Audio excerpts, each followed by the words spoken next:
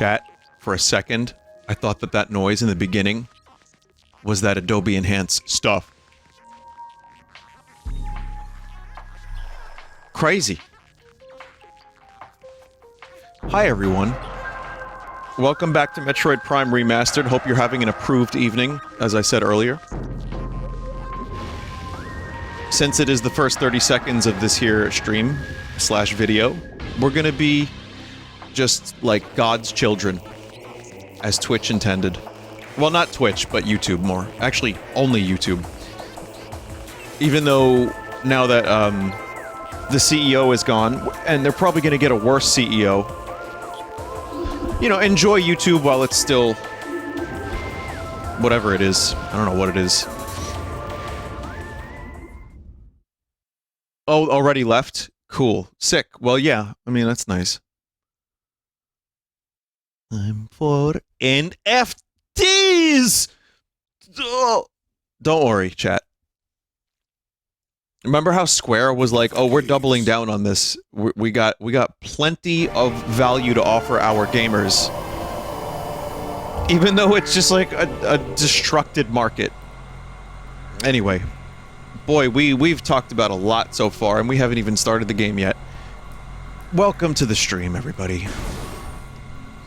We're gonna be playing some Metroid, and then we'll do some Pizza Tower.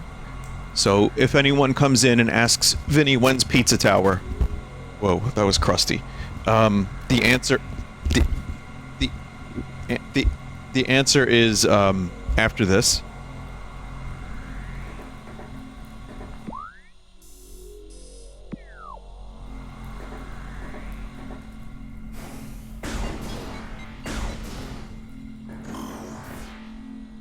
Welcome back, though. Metroid is good. And, let me just... The volume got a little scummy. Oh, yeah!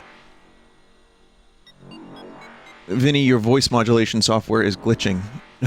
That's just my voice. It's actually my mixer is crusting right now. But I think I can fix that. It should be fine. Chat, remind me, what's the last upgrade I got?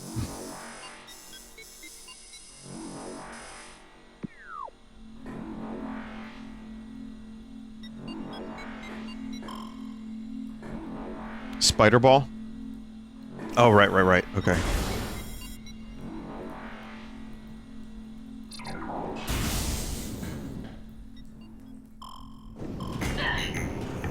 So we went through some Magmoor already, right? And then I saved? Or am I going through here? Because I can't go through there, I need the ice beam.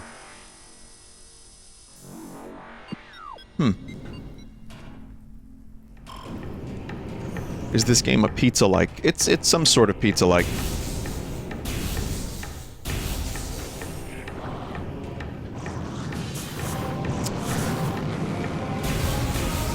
Something is going on with my TV, I think. I feel like it's no longer in game mode.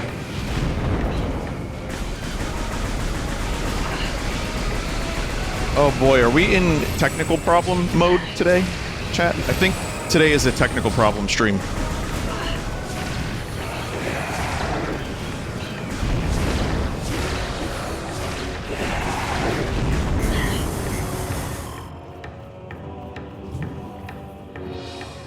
Yeah, I feel like there's like a weird delay from when I press the thing to when it happens. I don't, my settings feel weird, because I plugged the PlayStation 4 in the other day to do the shovelware showcase, and now things are screwed up. HDMI 1? Let me just check something here, chat. Enjoy the music for a second. Apologies for the technical stuff.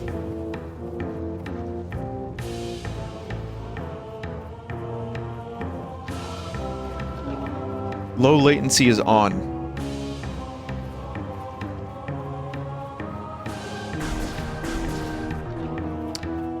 I guess there was just always this delay.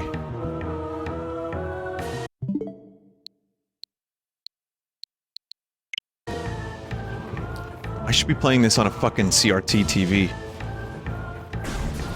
That's the only true way to be, like, a real gamer.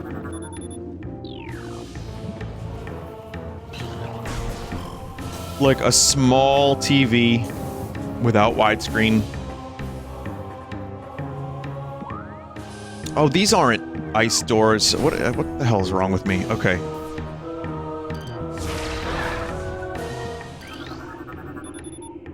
Okay, so I need power bombs for this. A 13-inch black and white? Oh man, that's how you get the lowest latency. With those TVs, you can actually play the game, and the game does the inputs before you do. Actually, isn't there an AI that was, like, being developed? I don't know if it still is, but for, like, predictive gamer stuff, where it, like, knows what you're gonna press. I think it was something to do with the, streaming, like the Stadia technology, something like that, yeah. Puddle spore, sentient floating lava mollusk protected by an impenetrable shell. A puddle spore opens when approached, attempting to intimidate with its size. When opened, direct fire to its mantle causes it to flip into a defensive position.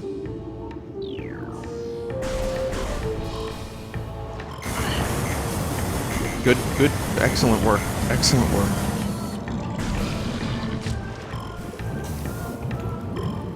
We're fine.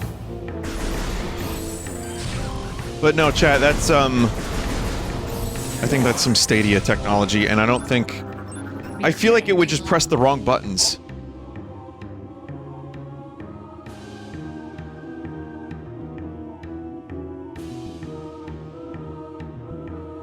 Just gonna press the buttons I don't want to press. Burrower. Similar to the beetle, though it spends more time underground, it seeks seismic disturbances, then surfaces to attack. It has enough cunning to realize when something is too large for it to handle. Beyond that, it is fairly ignorant. What it lacks in brains, it makes up for it with aggression. This creature is ignorant, chat. Doesn't ignorant, like the word itself, imply intelligence in the first place? Or is that just... did I just make that up? Ignorant. No? So wait. You can be a slug and be ignorant?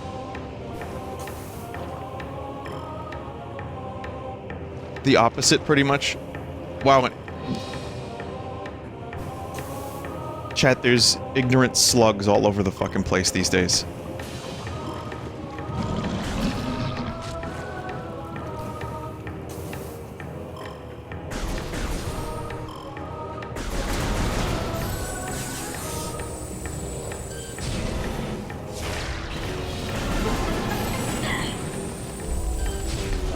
Yeah, oh, eat shit.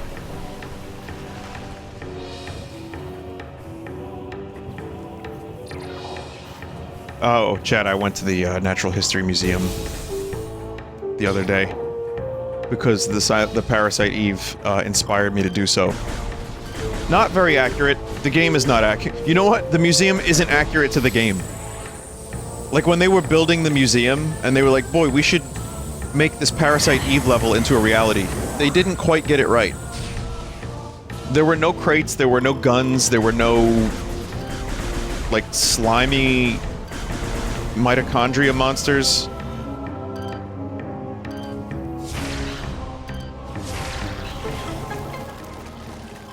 But it's still a great museum. I mean...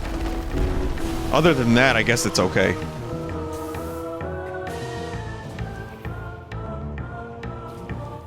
I mean, sure, there's a T-Rex.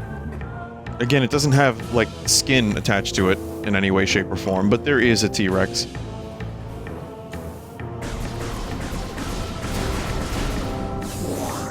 No chocobos. No chocobos. They are building a whole new wing that was supposed to open, like, the day before I went, and then it got delayed.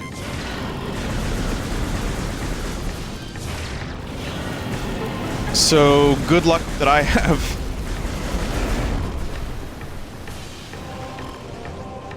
But yeah, they're, like, doing a whole giant addition to the Natural History Museum, so it's pretty exciting. Why would a chocobo need a new wing? To become a one-winged angel.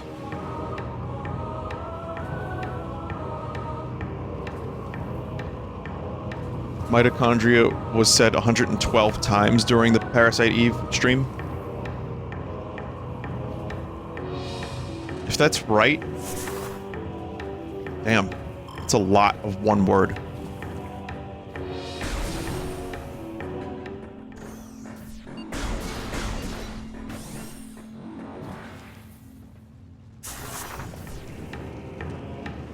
Some of these specific rooms are starting to, like, really come back to me the closer I get to them.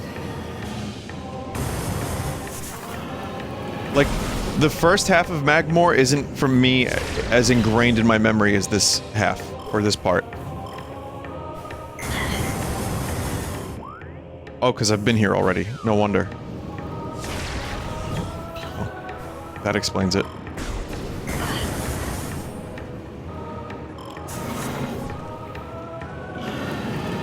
Good for me.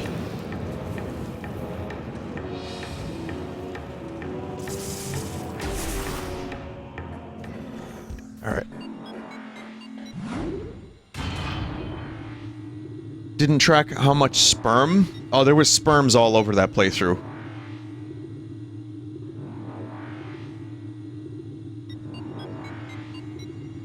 Oh, speaking of sperm, if anyone, people make a lot of compilations.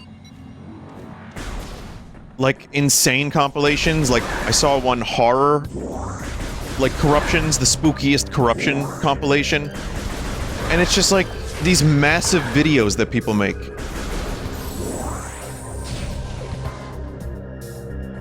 They sure do. If you set about making a giant compilation... you know, send me an email. Maybe I'll put it on the channel and pay you a couple bucks. If you're gonna do it anyway, may as well throw it on my channel.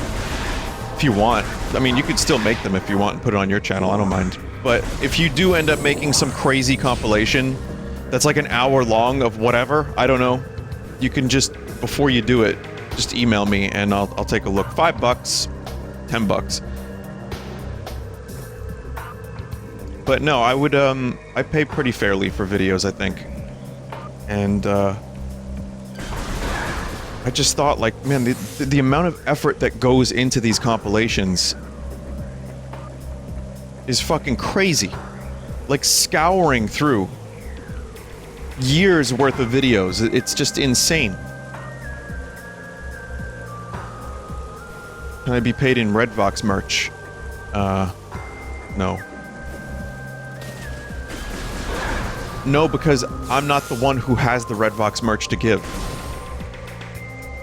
That's our 5th band member, Sam. Sam Vox.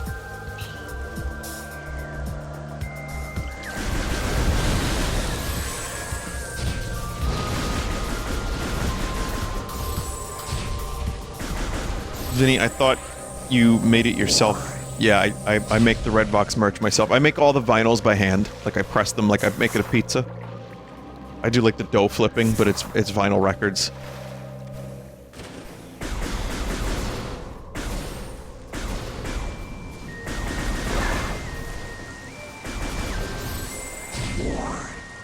Okay, so I was told this is where I have to be to make progress. Because we've been here many times, but let me go back to Samus's ship.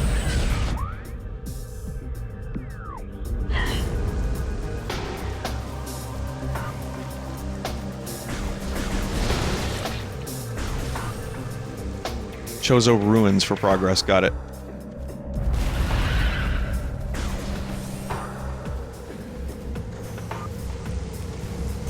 But, yeah, the new Redvox pressings are available now, by the way.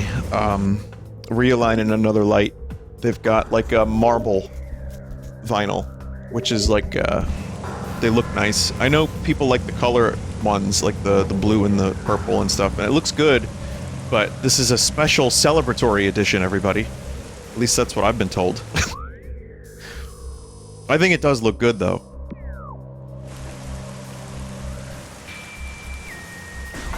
It only took 10 months or so to get this shit made. But, Yeah, people like vinyl these days. It finally happened. When we started making vinyl, it wasn't nearly as much of a market as it is now.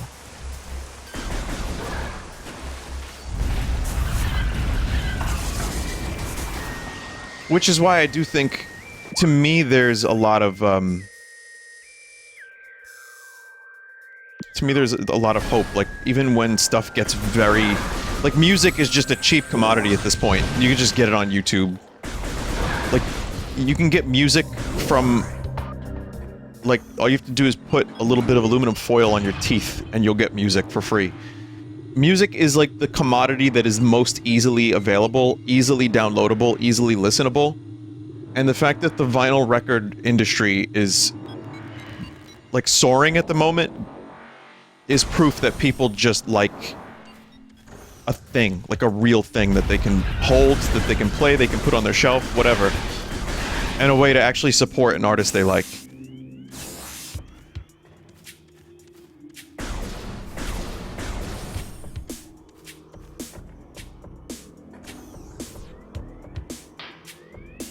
So, I don't think physical media will ever completely go away.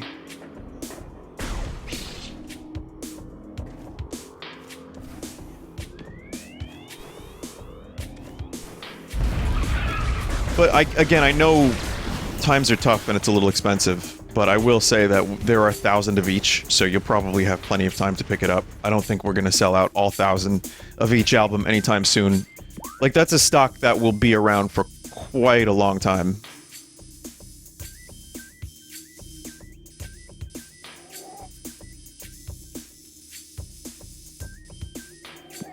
I think I know where to go.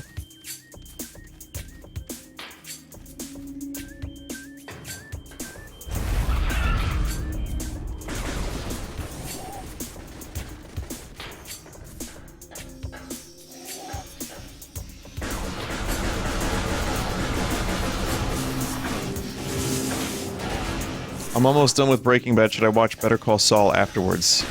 Yes. Maybe give it like a week. Give it like a week. But then definitely watch Saul, because Saul may be even better in some ways. And I also feel like... I've said this before, but tonally the show is pretty different, especially at first. So you're gonna be like, oh man, all that intense stuff happened in Breaking Bad, and now I'm watching Saul, and it's just some dude. Like, the stakes are pretty low early on.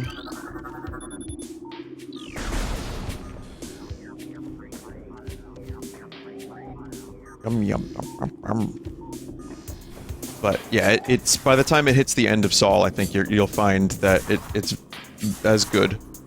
First episode, yeah, I know it has that character, but I'd never really cared for Tuco all that much.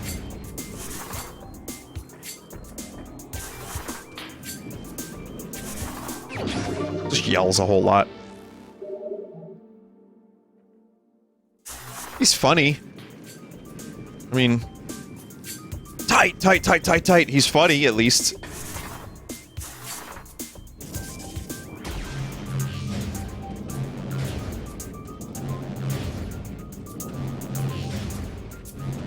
Seven flavors. I like that, that commercial is now part of the Breaking Bad lore. Oh, God damn it. Aren't all shows fundamentally about some dude? Yeah, but some dudes are more entertaining and interesting than other dudes.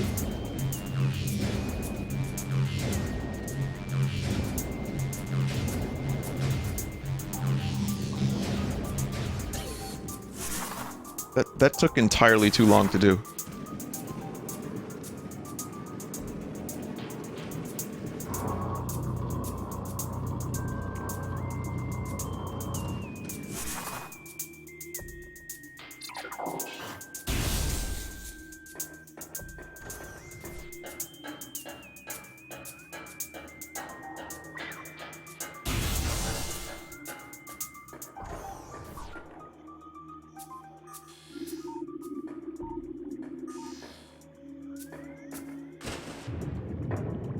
Shit. Fish! They actually move away when you get close to them. Next gen mechanic.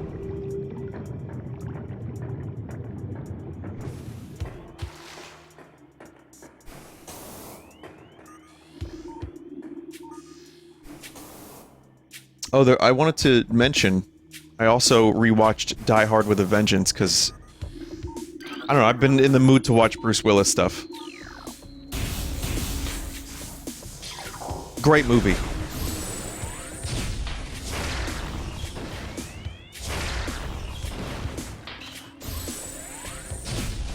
I mean, I hadn't seen it in like 15, 20 years, but I remember watching it a lot when it was on HBO, and it's like the second best Die Hard. And to me, it's pretty close to Die Hard 1, and all the New York City stuff is great. Jeremy Irons is fantastic, especially when he does the American accent. Holy Toledo! There seems to be a lot of damage here. Or something like that. That's the third film, yeah.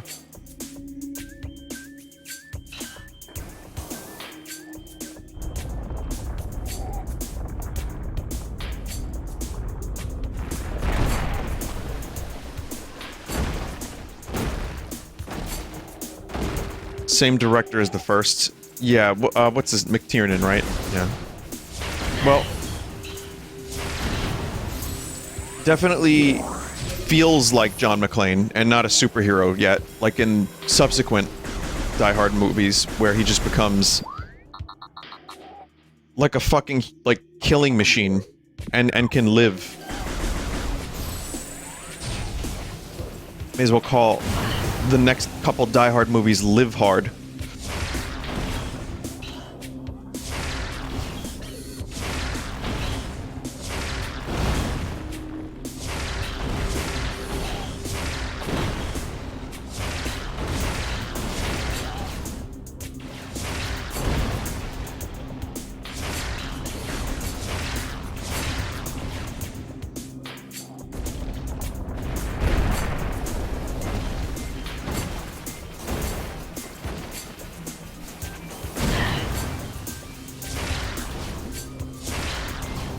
God damn it. Oh man, little bastards.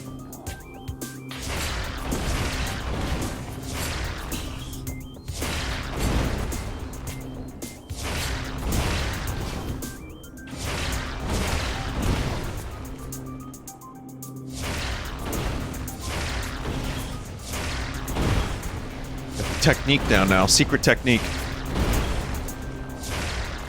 I still miss. Like, really?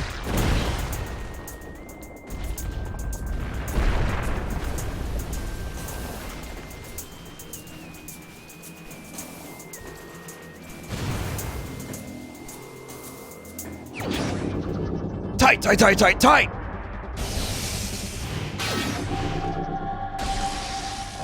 Some of the practical stunts in Die Hard with a Vengeance are absolutely insane.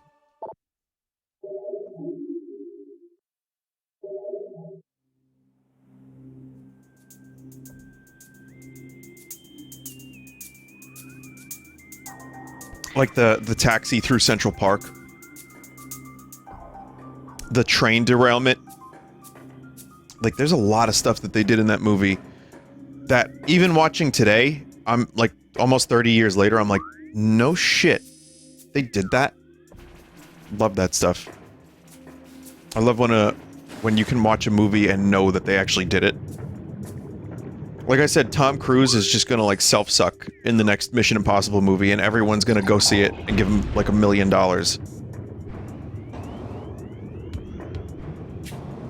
Tom Cruise, did you actually self-suck for the new movie?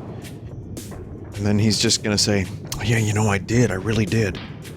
And then they do, like, a whole promo reel around it. Like him, like, removing, like, 5 of his ribs.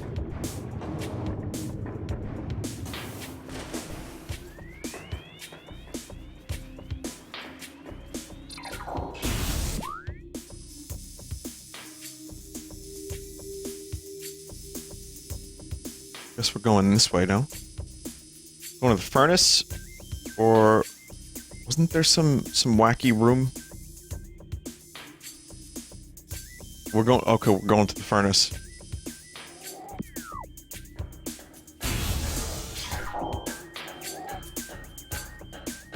But yeah, people were talking about the Gorillaz movie was cancelled at Netflix, and my response was...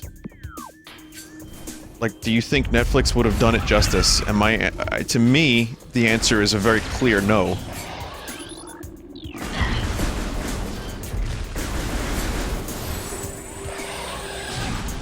Like, yeah, once in a while lately they can maybe do something of decent quality, but it's like not a whole lot. So they were only distributing. Well, I'm sure Guerrilla's movie can find a better distributor anyway, or another one.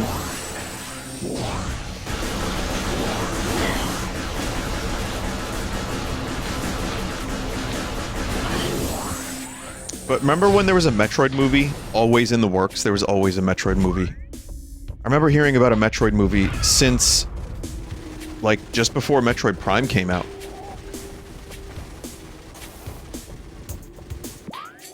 There was always talk about it, but yeah, it never materialized.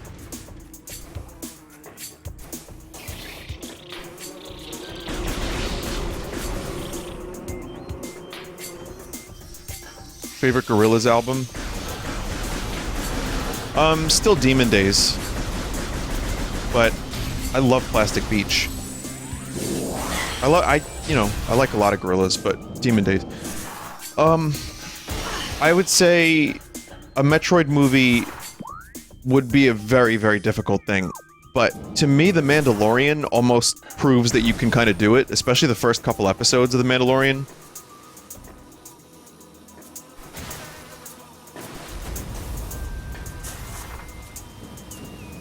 It's like you can do a show about a sci-fi character in a futuristic setting, you know, and they keep their helmet on.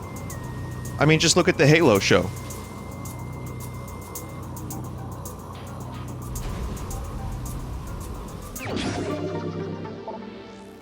Easy joke. I'm sorry, everybody. I don't mean to further upset Halo fans. I mean, I count myself among you, but at the same time, I didn't watch the show. I didn't watch the Halo show. I'm good. I am good.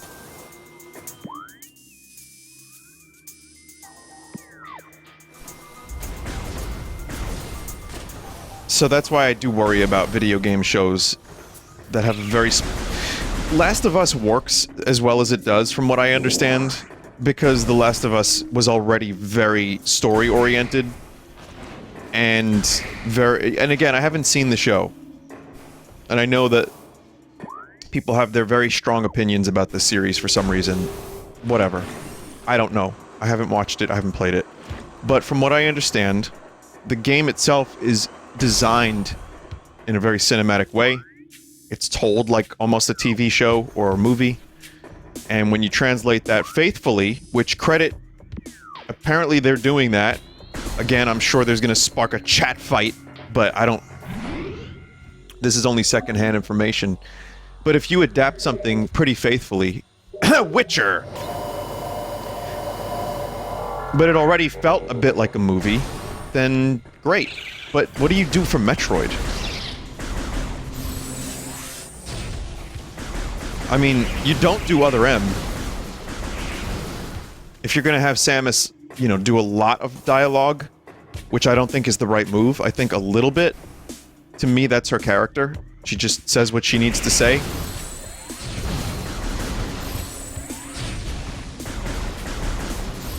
The babby. But you could do, like, a series about Samus bounty hunting and then getting caught up in this Metroid thing. Maybe, like... Here would be my pitch. Speaking of Other M, by the way, apparently Other M has been decanonized. According to some weird poll, they consider it a spin-off now. I don't know how true that is, but you might want to look that up yourself before you take my word as gospel about it. But Nintendo issued some poll, and on a website, it showed Metroid Prime Pinball, Federation Force, and Other M as spin-offs. So, how about that? Pinball should be canon. I've never played Metroid Prime Pinball, but guess what? I am. One day, I will play that game. I like pinball and I like Metroid. But, This would be my pitch for a Metroid show. Okay, it's similar to the first couple episodes of The Mandalorian. Samus can take off her helmet. Why not? She's not a monk.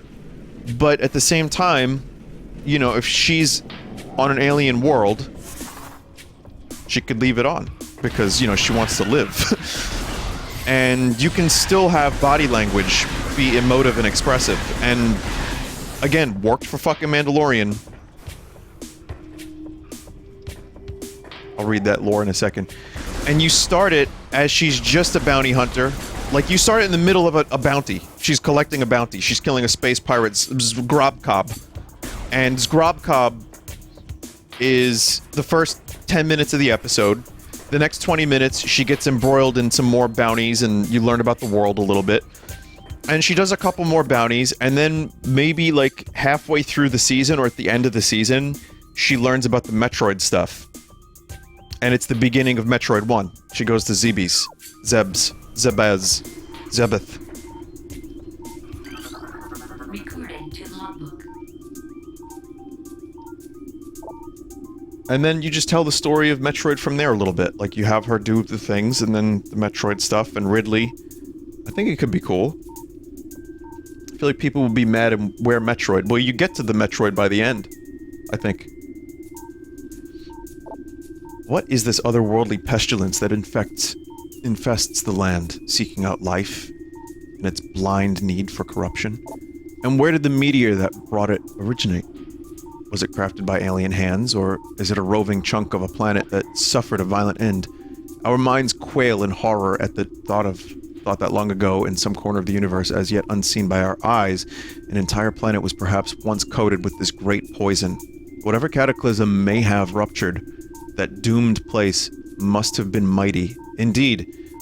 And if other meteors from it spread through space, bearing this evil to the far corners of the universe, we hold fast to the hope that this is not so, that the only surviving remnants of this evil are here on Talon 4. Then at least there is hope for its eradication. The Interloper.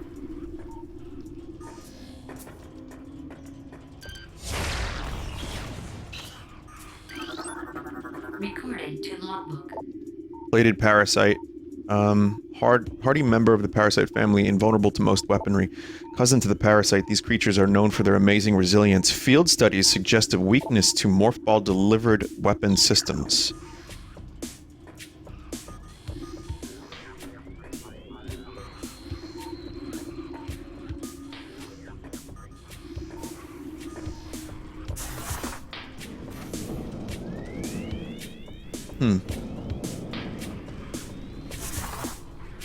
Who would you cast as Samus?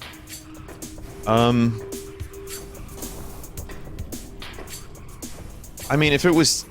I don't know, John Krasinski's wife did a really good job in Edge of Tomorrow.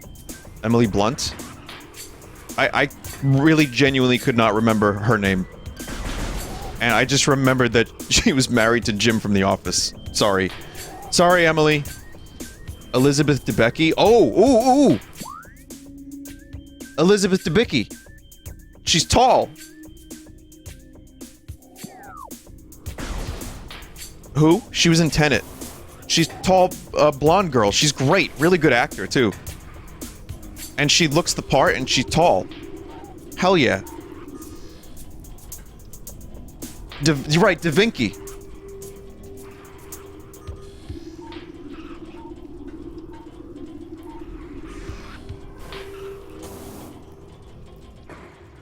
I think I have to get up there, but I don't know how to do it. And,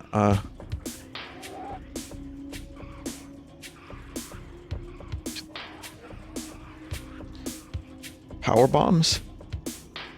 Do I even have the Gwendolyn Christie? That could work too. I mean...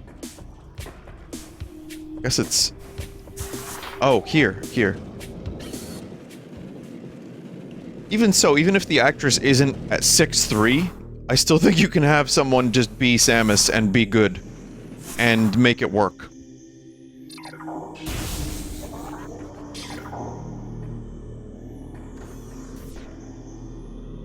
But for me, it's less about that and more about, like, how do you write a show like that? And I do like the bounty hunting angle. I'm a little biased because it's my idea, but...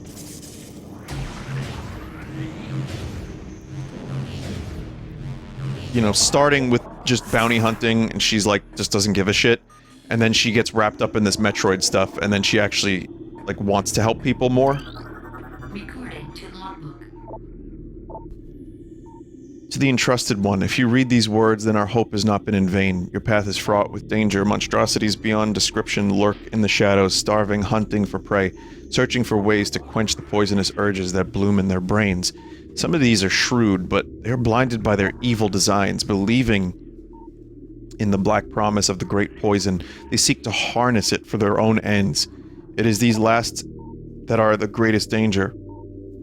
When you rid the universe of these creatures, you will be the true and trusted one. Recorded to logbook. None know if our temple, the cradle, will prove powerful enough to contain this evil forever. For now it wraps around that abomination, cutting it off from the world above. However, we believe the power of Cypher, which has been produced by linking the 12 artifacts, should be strong enough. The fate of this world is now left to the one who will collect all the artifacts in the future. The time when the encrusted one knows is approaching. Sorry, I had a very long day today. Apologize for the shitty reading. Recorded to logbook. Many Chozo are gifted with the distant sight, and even more begin to learn it as our harmonization with the universe becomes more and more complete. We peer forward, seeing prophecy in the ripples of the water, hearing rumors of coming days on the breath of the wind. Though we celebrate the distant sight, many of these visions are dark, the worst of the prophecies. And the most common tells of the coming of the worm. Born from parasites, nurtured in a poisoned womb, the worm grows, devouring from within, until the world begins to rot. Not all prophecies come to pass, of course, but we cannot help but fear this dark portent.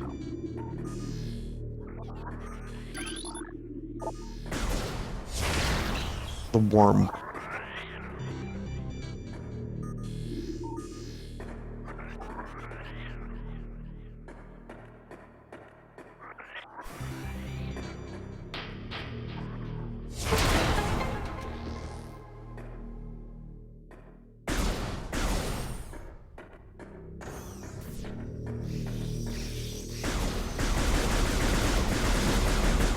Basically, the show that I'm describing for Metroid is the show the Boba Fett show should have been, I think.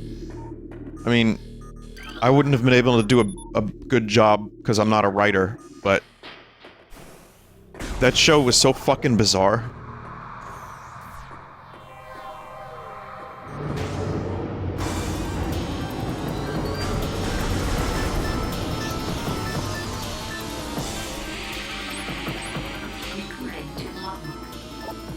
Chozo Ghost, spectral entity, bioelectric field invulnerable to natural energies. As these entities phase in and out of existence, the only way to track them accurately is with X-ray scanning. This partially phased nature makes them invulnerable to natural energy types such as fire, ice, and electricity. Their aggressive and erratic behavior is most likely due to the corrupting effects of Phazon and Talon 4 environment. They appear to be drawn to Chozo religious sites, where they will wreak havoc upon anything that dares enter the area.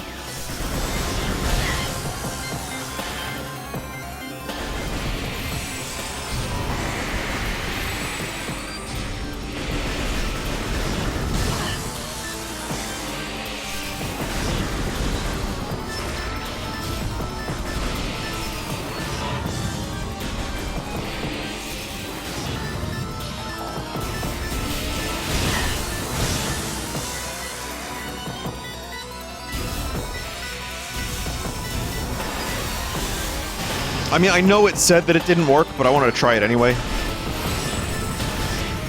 I guess missiles don't work either. Nope. Power beam only.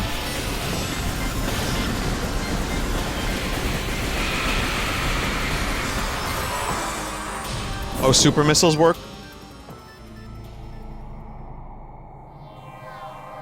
Someone said, it's okay, Vinny, the Boba Fett showrunners weren't writers either.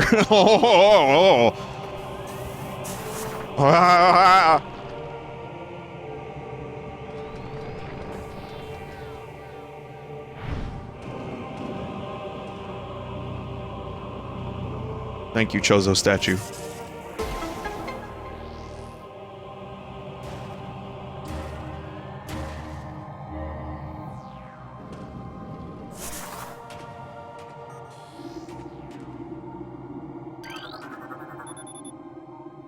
Radiation collector designed to absorb and store solar energy. They appear largely decorative.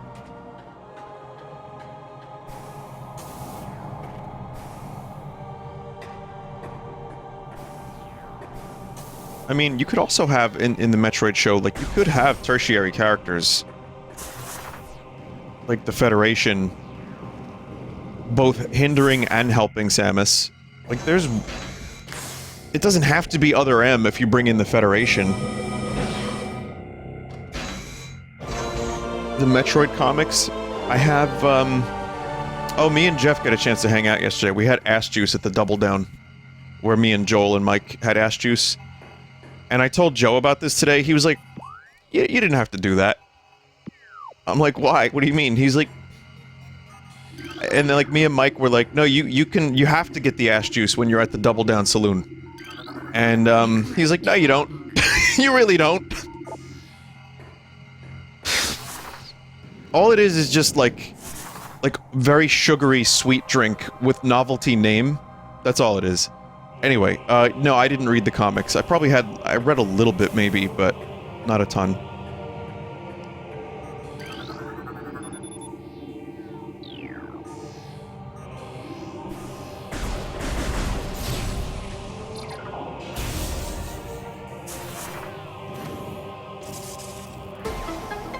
There's also a Choose Your Own Adventure book that people have been, has been discovered recently. Would you ever play Metroid Prime Hunters? I mean, no. A re-release I would.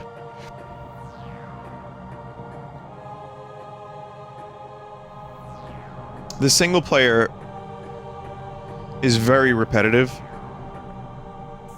And the way I would describe it is really good for the DS. But the multiplayer was great. And, those servers are now gone, so... Recorded to logbook. If they re-released it. Things bound to earthly shapes are temporal and frail, existing in a single dimension. They are fragile, vulnerable, and ultimately mortal. However, not all things obey this law shapeless. They wait. Oh, this law. Shapeless, they wait beyond the realm of perception, emerging only when one arrives who can feel their presence. Such is the will of the Chozo. Our will to defeat the evil seeping into this planet remains. We desire only to see the darkness meet its end. The will of the Chozo has no mind or reasoning of its own, though. This will be the entrusted one's trial.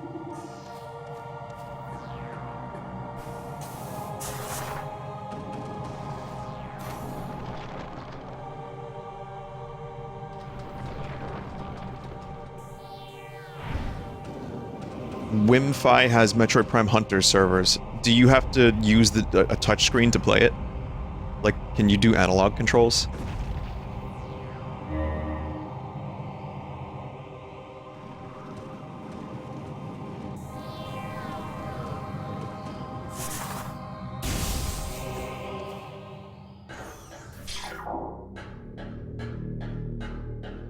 Listen, I know that those are finger shapes, but do you think Samus has to hold her fingers like that the entire time she's in the beam? 'Cause that's not fun. Drainage shutoff is maintaining the water level of the reflecting pool at 95%. Stone Toad. Oh, right. We've seen Stone Toads before.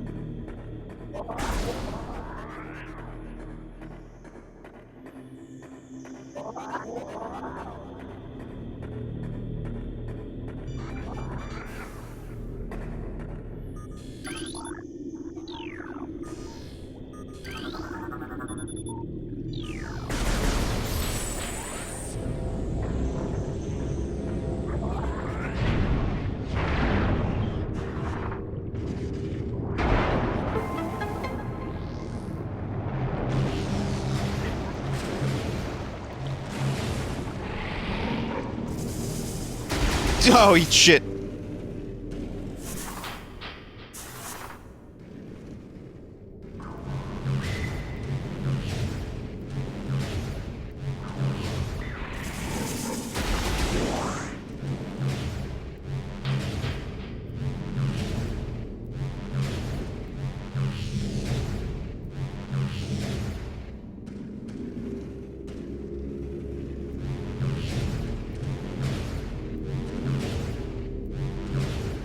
I will. Yep, every stone toad will eat.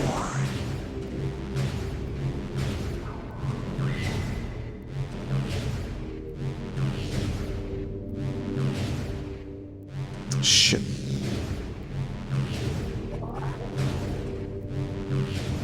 Toad licks you.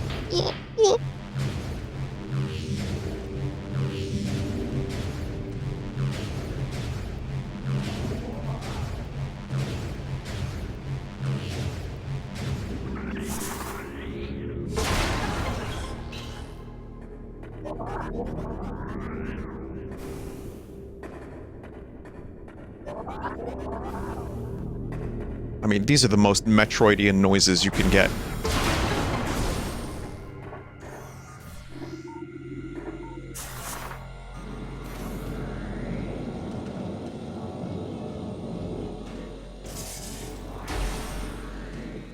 Oh, elevator. That's a really weird, like, progression. Go through a little hole in the save zone, and that'll get you to the next area.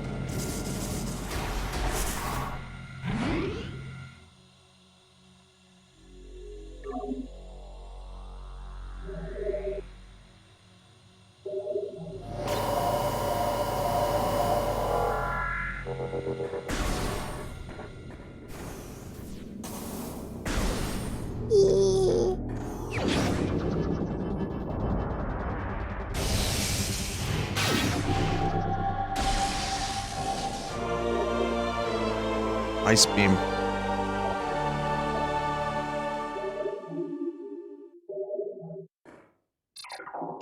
Yeah, the shocker. I just want to rule the world. Okay, yeah, my voice is in no good shape to do that tonight.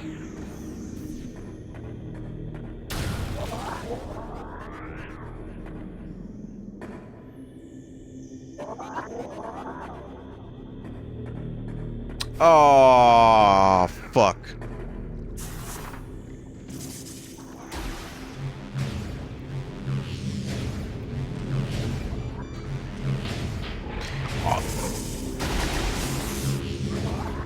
I am not good at them.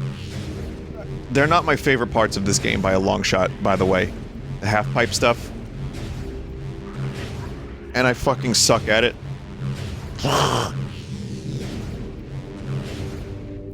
Boost right as you curve upward.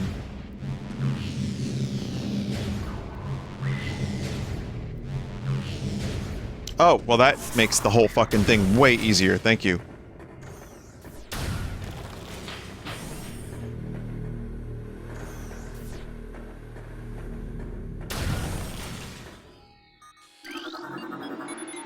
Talon Overworld South.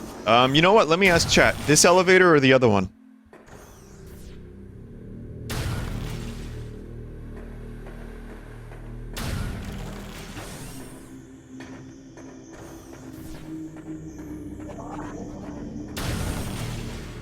We the best music! Did you see DJ Khaled at some event trying to get the audience to participate and no one was interested? They were just talking over him. All he was doing was, he was on stage and he was just shouting. And then he was like, I can't hear you! I can't hear you!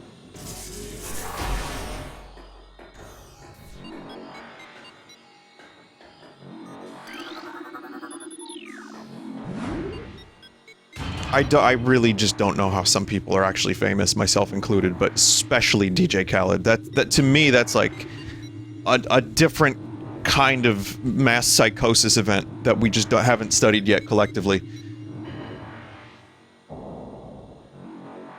DJ Khaled pays for features? Where did he get the money in the first place? Like, how did he pay for his first feature?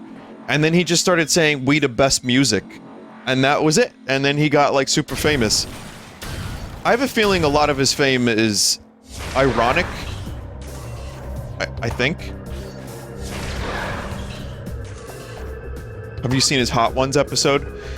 I've often cited that as one of my favorite videos on the internet, because I've never seen like mind Olympics and like brain stretching in the way that he does to try to explain. I never seen it in my life, chat. The way he tries to explain that he's actually a winner for quitting, and he believes it.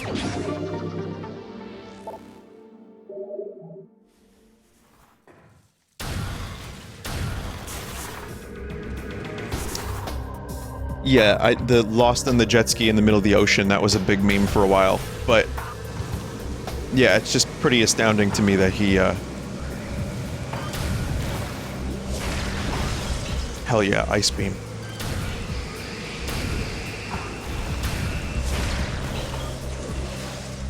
He just kept trying to get the audience to respond, and they wouldn't. I know it's probably not healthy, and some of us have this for different types of people. Hell, people have it for me. But there's a schadenfreude to it where I just really enjoy watching DJ Khaled fail. Like, I don't feel that way about a lot of people on this planet. I try not to.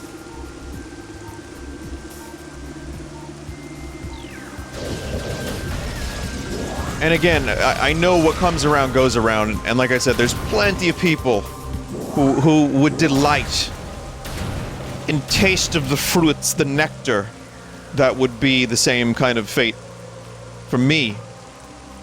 But there's just something extra special about DJ Khaled that it just, seeing people ignore him is just chef's kiss.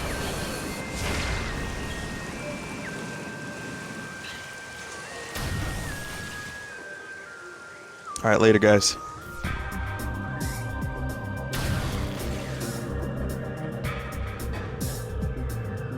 Vinny in his toxic era. I mean, I felt this way about DJ Khaled since the Bob Marley guitar incident.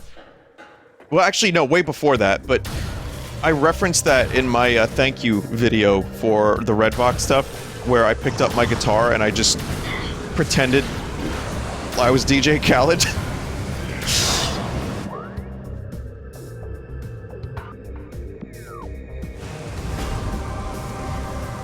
You need the gravity suit first? Oh. Well, where do you get that? I don't remember. Oh, they can avoid the ice beam very easily.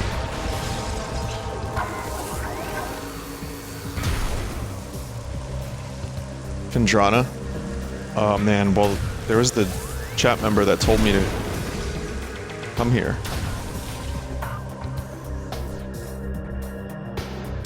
Chat member. A lot of chat members said that this was a good place to go to. How could these chat members have done this?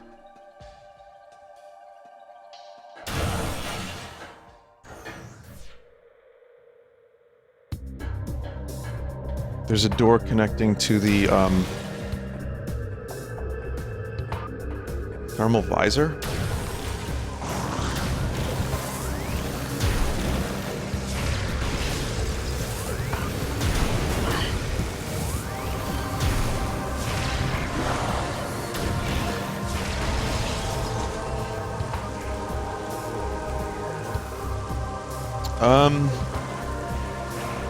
Ah, shit.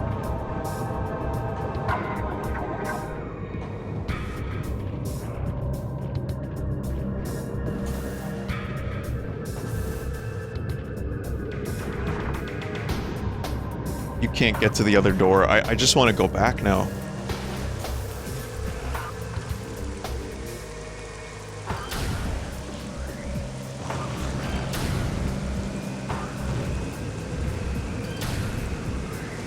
I love that they just fly away.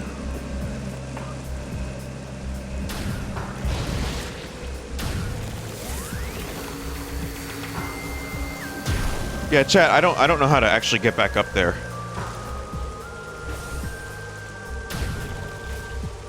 Just jump from where those dudes flew from?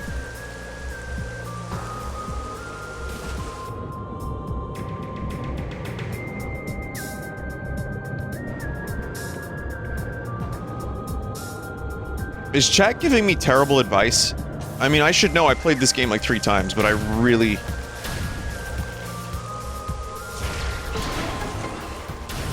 don't remember a lot of it.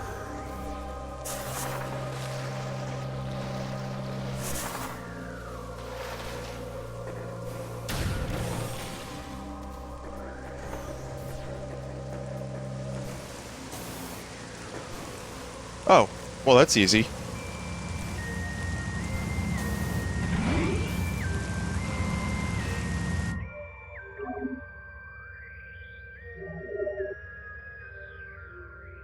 Wireless.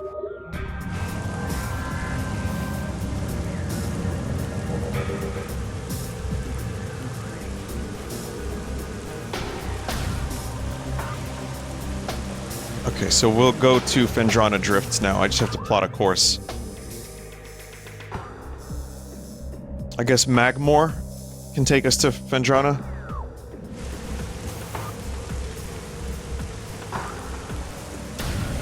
Well, we will make it so. Plot a course for intercourse number 1.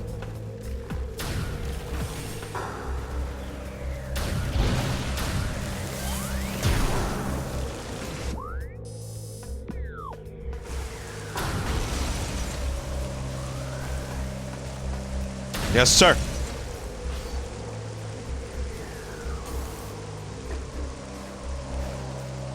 Remember when Riker made him buy a Horgon? Yeah, I remember that. Horgon, by the way.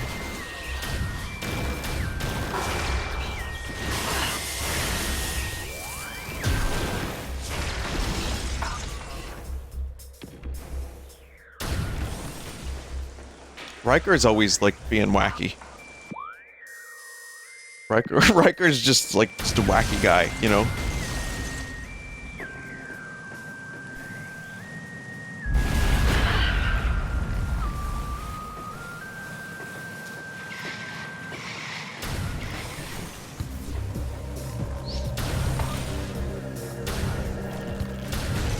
Well, we were here earlier, but I have the ice beam now, so that's helpful. It's good. It's a very good weapon, as you can see.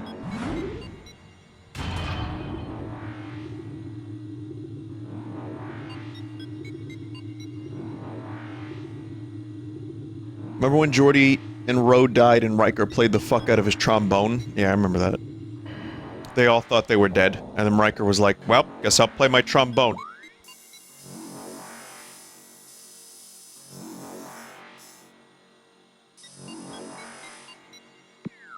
That's what he does. I've said it before, but I think Frakes' best performance on TNG was that episode where there's like I think it was like fracture, like his mind was fractured, but he was also in a play. He was in like Beverly's play.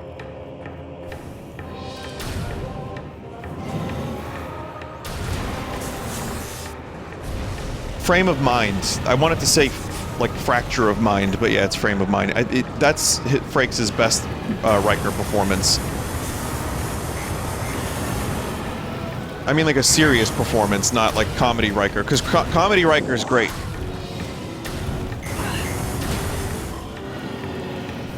I enjoy the lava. Hey, Gorons... Not you, chat, but Gorons... swim in that shit.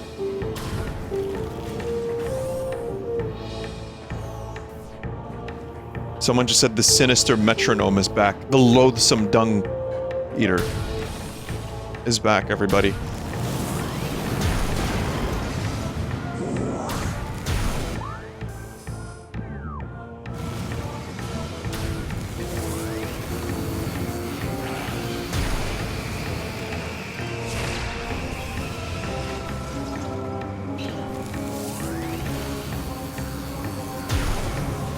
Yeah, eat shit!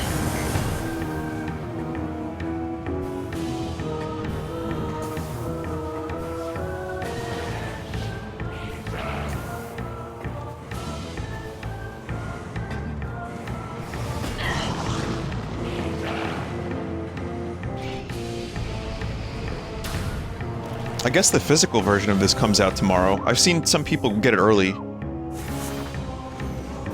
The Hi-Fi Rush video was great. And there's an option to match your latency up properly with the game. That's nice. Well, I did my best. I think, I enjoyed the game, by the way. For those that don't know, that only watch me live, I played Hi-Fi Rush, but I recorded it, and I played it on my own for the Full Sauce channel on YouTube, and it was good.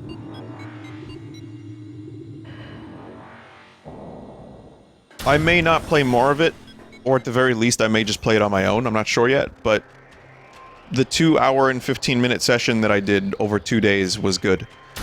And I understand now why people like the game so much. It's really fucking solid, and really, really fun.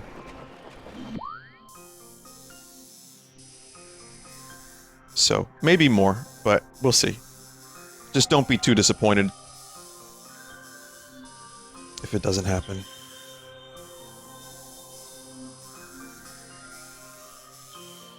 I guess I'm going all the way over here. Oof, that's loathsome.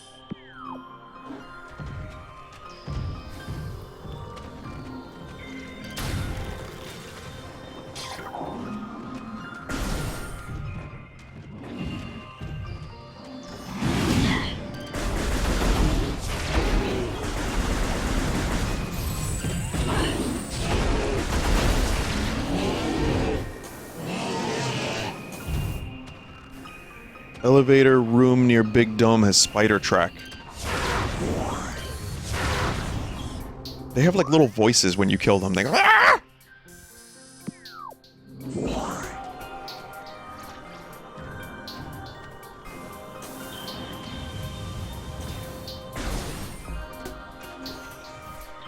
Let me just make sure I'm going the right way. I know I'm stopping and looking at a fucking map all the time. Are you talking about this? Wait, so am I going here or am I going here? I guess I'm going there. Because that's... Alright, we're going there.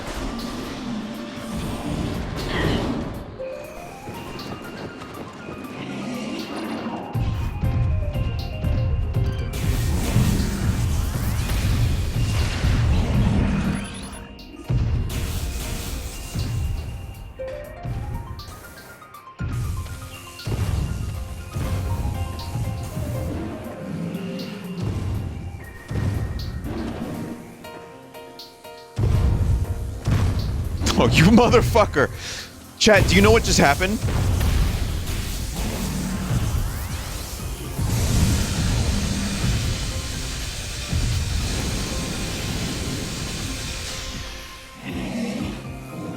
That was the wrong enemy to use that on. His big booty thump, that right there, actually lifts you off the ground.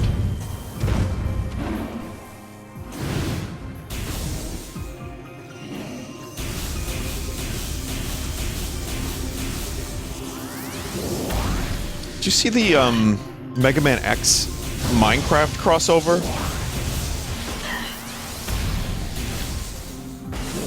It's the weirdest fucking crossover. I swear, like, was anyone asking for that? And I say this as a Mega Man X fan.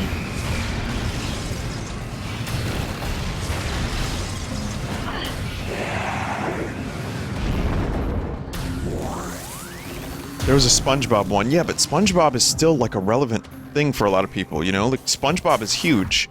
Mega Man in and of itself is not the most popular IP at the moment, but Mega Man X in particular is a really, really weird one. Obviously, Mega Man X, in particular the first one, I think is one of the best games, action games ever made. But that, yeah, it's a strange choice. Would be popular if they made games. Oh no, I agree. I would love to see more Mega Man of any kind. At least Mega Man 11 was good. Defeat enemies to unlock doors.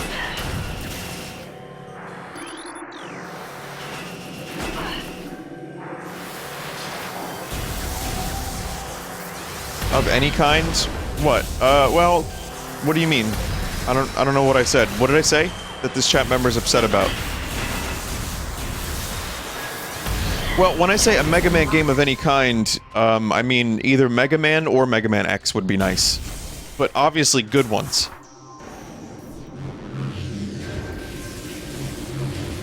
Wasn't it great how Mega Man 11 was released and never mentioned again? Yeah.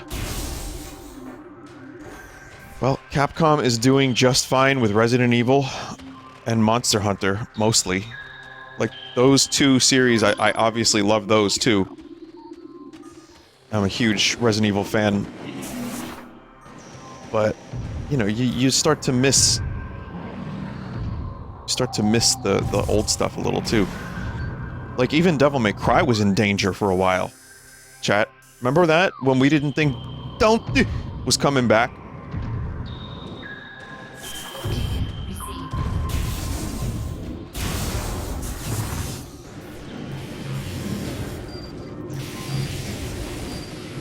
Are you gonna play Battle Network? Okay, now I understand what that chat member means. You know what? No.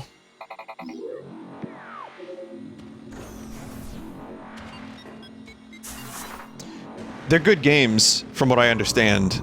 It's just, there's too many Mega Man spin-offs, actually. You got Mega Man, you got Mega Man X, you got Mega Man ZX. Mega Man Zero. Mega Man Battle Network.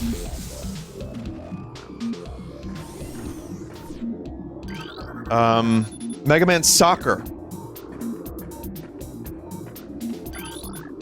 Mega Man Legends.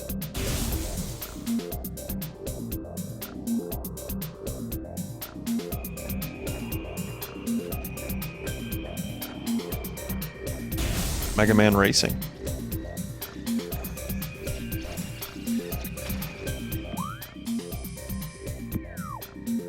Mega Man and Knuckles. New Super Luigi and Mega Man U.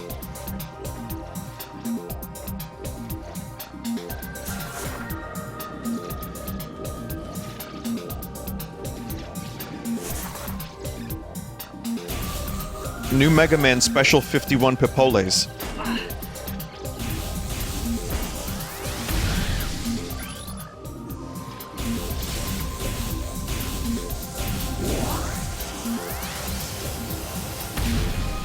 But no, Mega Man Soccer is actually real.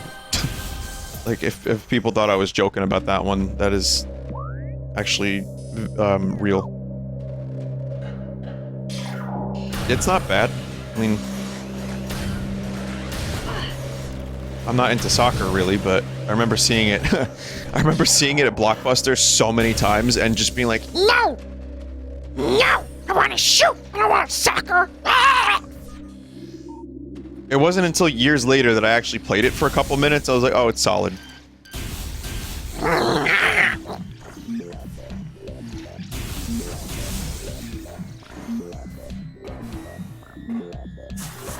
Because I got to the point where I just rented all the Mega Man games.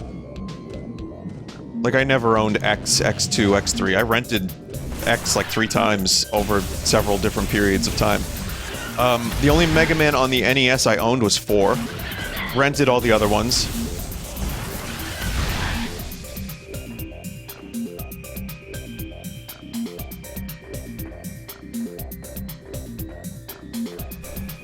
The ice looks so good.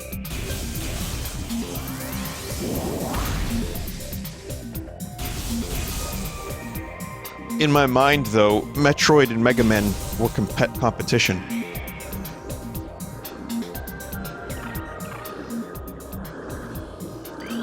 Because they both had arm cannons. Hunter Metroid, Adolescent Metroid, Energy Siphon, Tentacles increase its threat level. As Metroids develop, they become more efficient predators. Energy-draining tentacles allow them to attack at a distance. Quick to anger, a hunter Metroid will charge troublesome prey and attempt to ram them into submission. Cold-based attacks are still quite effective against these creatures.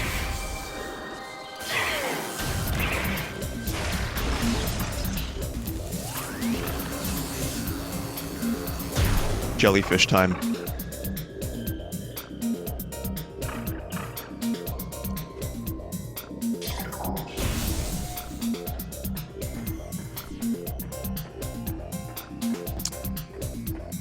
You know what I really like, chat? Those gel rings. They're like jelly rings. Hang on, I don't want to go into that room just yet. Let me see what's this way first, because that room looks like a lot.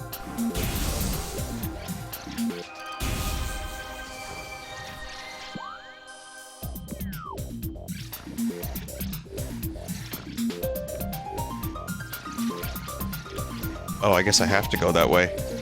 Oh, I think, you know what? Yeah, that's where the gravity suit is. Pretty sure.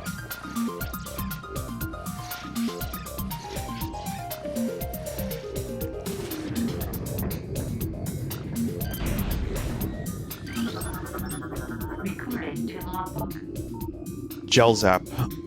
Aquatic predator made of electrically bound skeletal halves. The Jezlap's brain is located in the upper half of its body, while the heart and digestive tract occupy the lower half.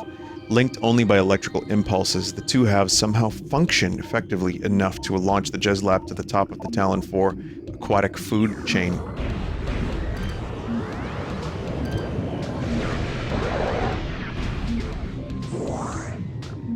Gets split in half. Now are you at the top of the food chain?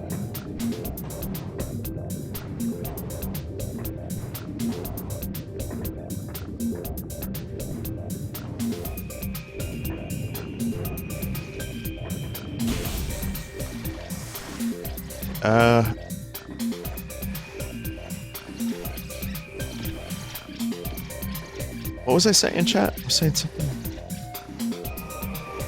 What's something? The gel rings, yeah, they're just good. They're just like chocolate-covered jelly rings. I don't know.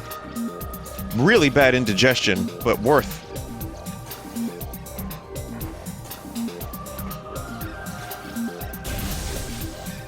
No one knows what you're talking about. Yeah, the... Really? Chocolate and jelly is gross. But you never had this.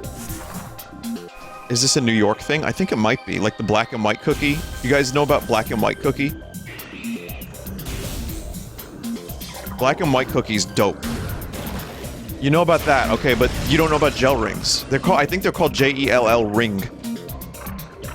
I think they're made by Joya, J-O-Y-A.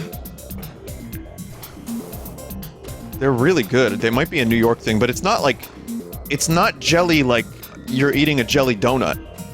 It's like gelatin. And it's delicious.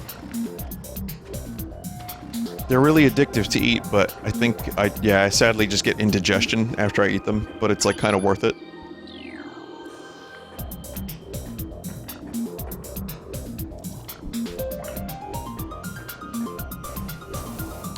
Dave, I'm not at my computer at the moment, but I'm just gonna assume you found them. Well done. You did it. Jelly and marshmallow cookies. No, this is a specific product I'm talking about. But, I like chocolate-covered marshmallows, too. That company, I think, makes those as well.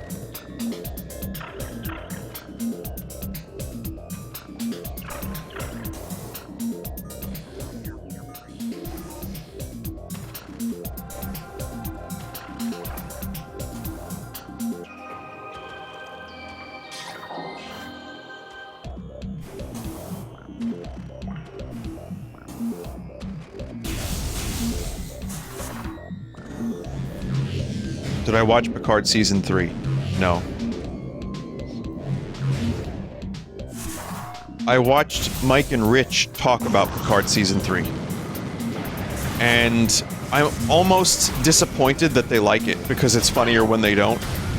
But they're so used to trash that I think that this is, like, good. I've heard a lot of mixed things about it before they watched it, and I feel like this. Okay, if the show has new writers and showrunners, that's great. But the stink of season 1 and 2 is going to be almost impossible to wipe off for me. So here's what I'm going to do. I'm going to wait until Picard season 3 is fully done airing, and then I'm going to chop a finger off and mail it to Alex Kurtzman. And then that's it. That's all I'm going to do. I'm kidding, by the way. No, this is a joke. No, this is a joke. No, this does not apply well to internet humor. But I don't really want to watch it, and there's a part of me that just wants to pretend it's not happening.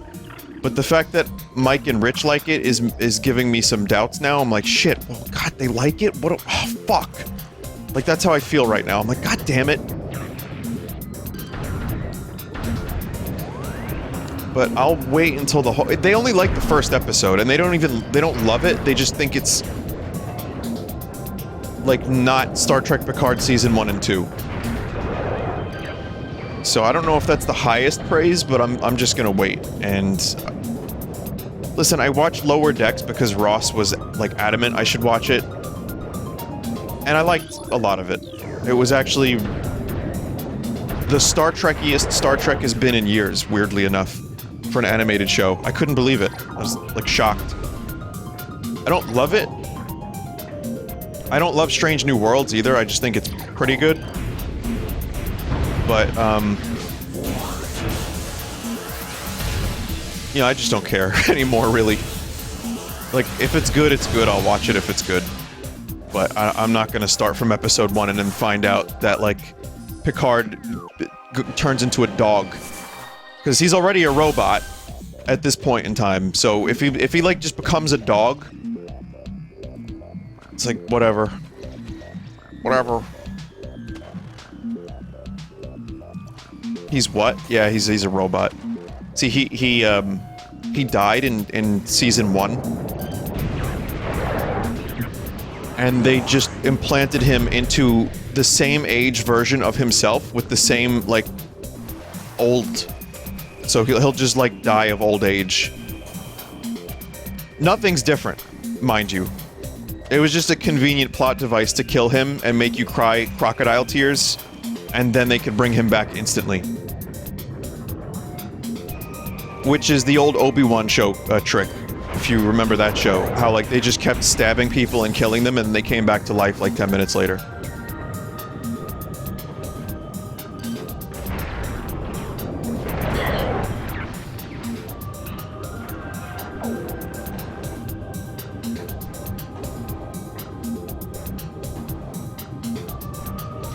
Why don't they put him in a new robot when he dies of old age? That would actually make for a good episode. Like an ethical quandary. But that's too good of a topic for them to use. It has to be about, like, revenge and sabotage and world-ending devices. So, sorry, that's too interesting, everybody. We can't do that plot.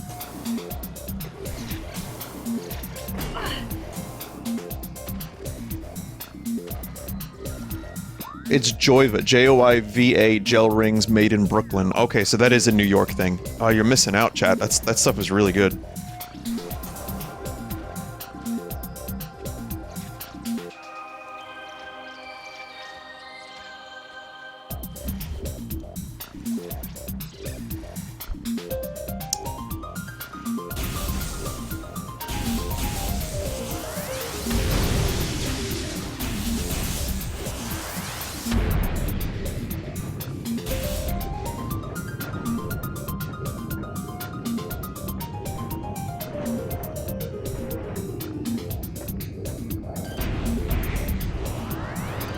Really like the music here.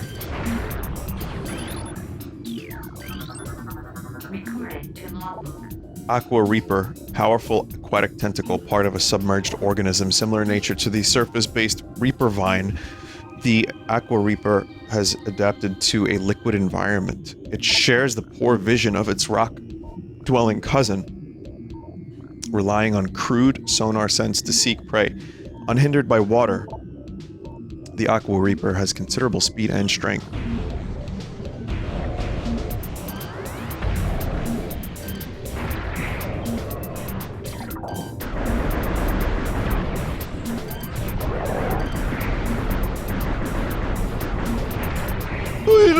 We was having a thrash underwater.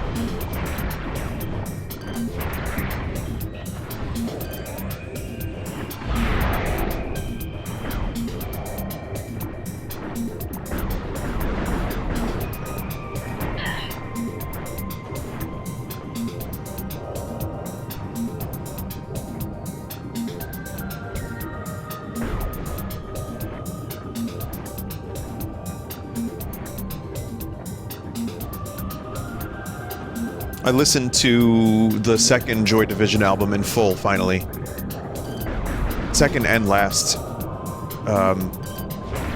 I think I like it better than the first one, Unknown Pleasures. Is that the name of it, Unknown, or is it Untold?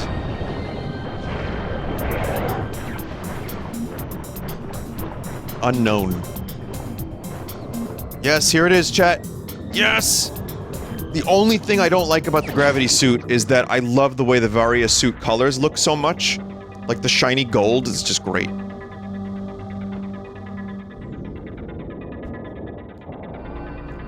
Atrocity Exhibition is a banger. Oh yeah, that one I knew already.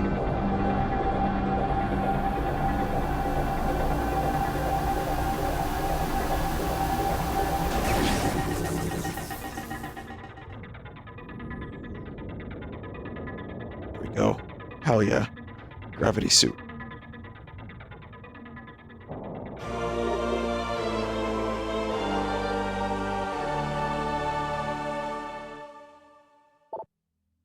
It's still cool.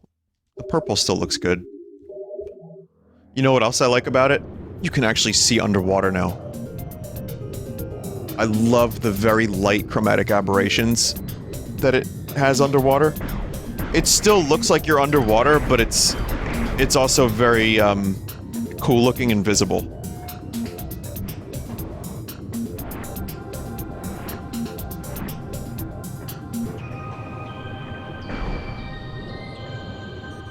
Huh.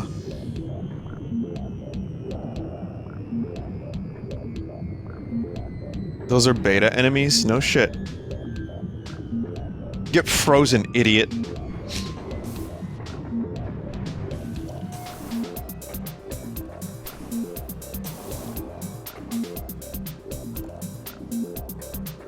Crazy what talented developers can do on the Switch. It is. Very impressive. It's nice. Very impressive. Let's see Paul Allen's Metroid.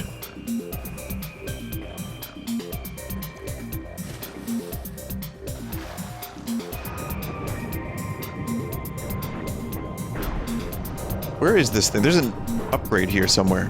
I hear it.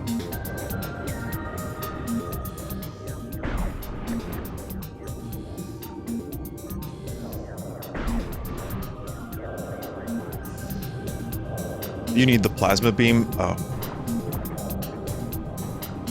Well, this will not be 100% run anyway, so I don't mind not getting it.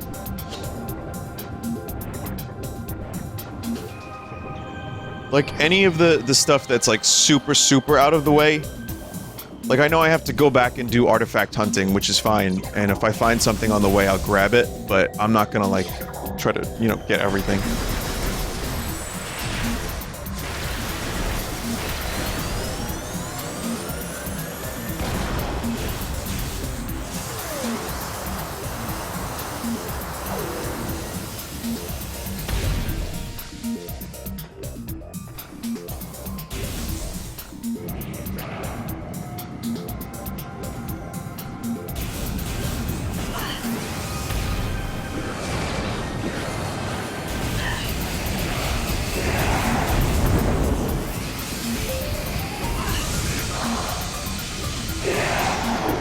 Huge waste of missiles, but really cool looking.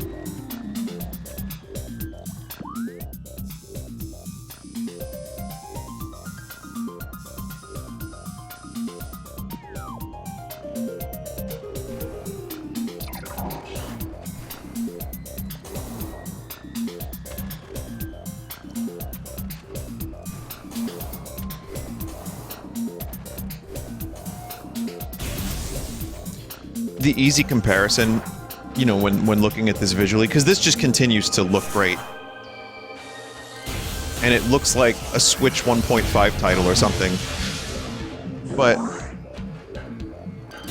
an easy comparison is Pokemon, but I don't think that would be fair.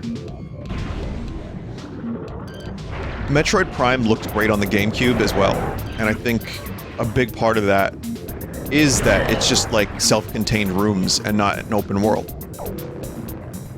And as such, you can fit more detail into these small rooms and make it look good and run at 60. Now, that is the only time I will defend Pokemon Violet and Scarlet's graphics, because that game looks like hot dog shit on a cold day, which is impressive.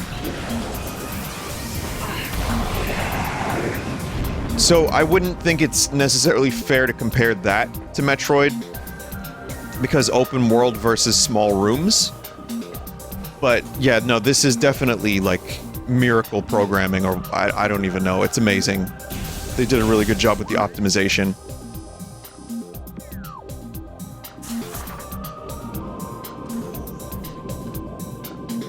Do you have any interest in the Pokemon Presents thing? Not really. I'll watch it, not live, but I'll watch it eventually.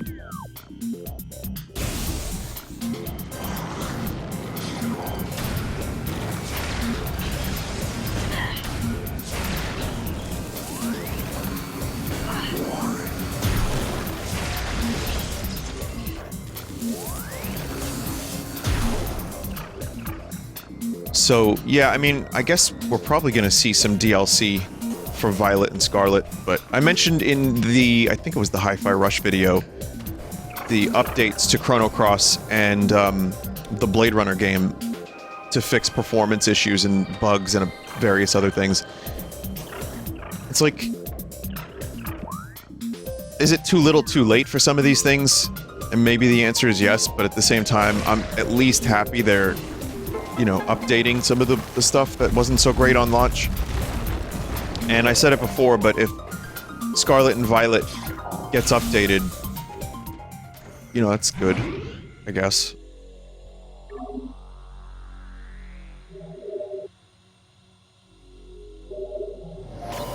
I don't know if I'm gonna play more of it, but...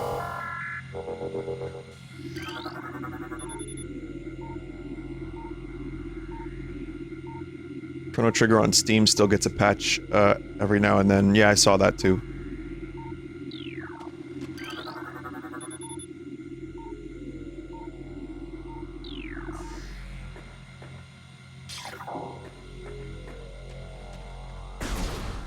Someone said, I will actually be upset if you don't play more Hi-Fi Rush. Well then, my brother in Christ, you need to separate yourself from me a little further, because that cannot be healthy. I know you're joking. I know you're joking.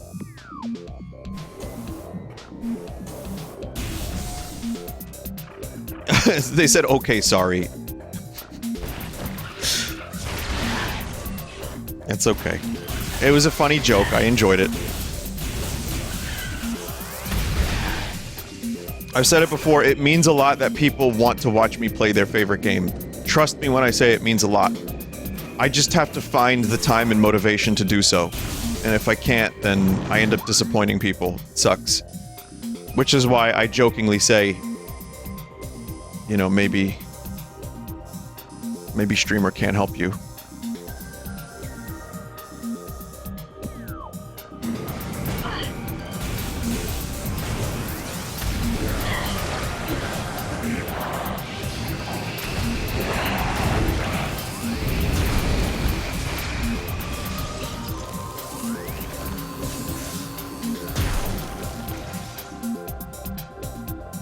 But yeah, when it comes to Pokemon, I think last year was just too much Pokemon, even for me. Well, especially for me, because I'm not really the biggest Pokemon player. Between Arceus and Violet, I had my fun, but it would be great if they could just stop. Like, that's just me saying that, but it would be great if they would just stop. Just for a while. I mean, we're probably going to see the DLC. I know there's some talk about Mystery Dungeon, and some of my, my YouTuber acquaintances and friends would be very happy about that, which is great, but I've never played one. I'll probably get shit about that. But it's true, there's definitely some interest in Pokemon Mystery Dungeon. And, I wouldn't say no, definitively, to playing it. But I think, I could just use a Poke Break.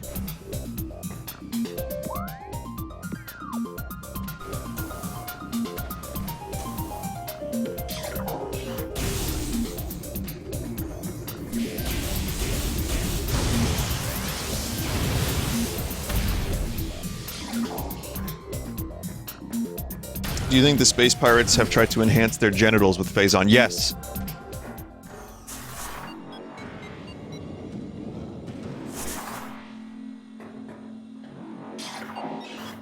And anyway, Kirby's coming out soon, and I kind of want to play that. I'm in the mood for a Babby Kirby game.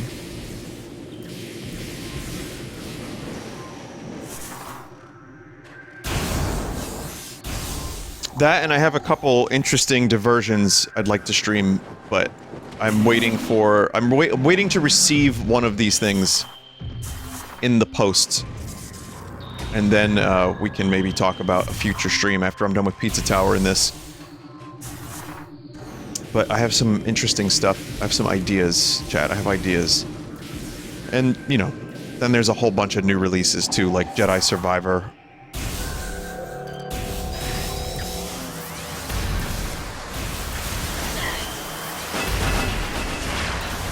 Defeat enemies to unlock doors.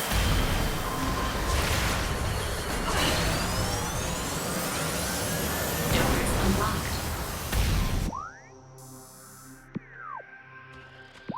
So, wait, I'm going back to the crashed ship. So do I want to go to Magmoor West?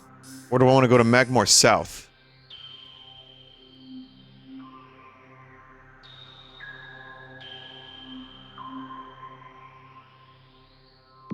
Doesn't matter. Okay, we'll go to South then. Also, let me see what time it is, because I want to devote the 2 hours. Okay, I got about a half hour more of this. Then I'll switch to Pizza Tower. We're gonna be doing the Yellow Ledbetter challenge during the break, which is a new challenge that I'm inventing. It's already been done a little bit. I talked about it during Hi-Fi Rush, and some people took the challenge. But I'll be playing a song during the break, and the challenge is listen to the song,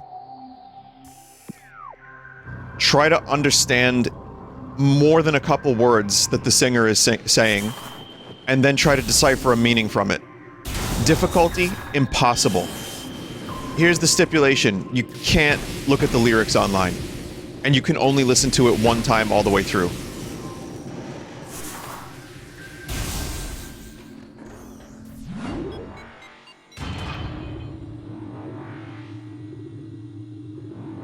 What if I already know the lyrics? If you've heard the song, this is for people who have not heard the song before. But if you've heard the song, then I'm sorry to say this challenge is not for you.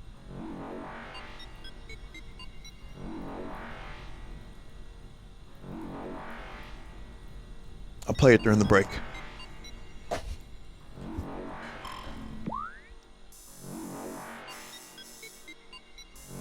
Workstation tunnel. I guess I can go through there, because there's an ice door.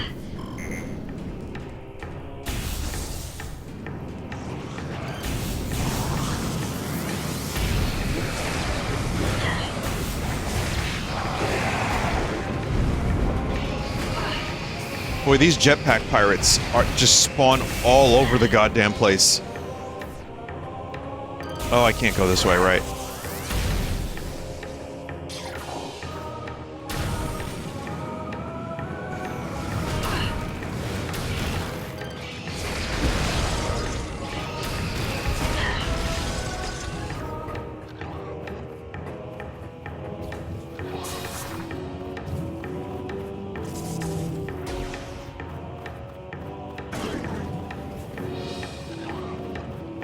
Dumb things.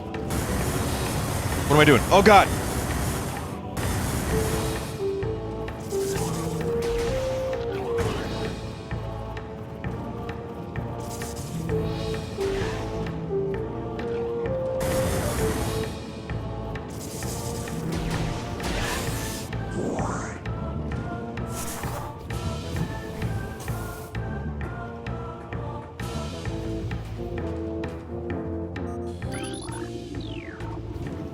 I don't think I can do this stuff yet.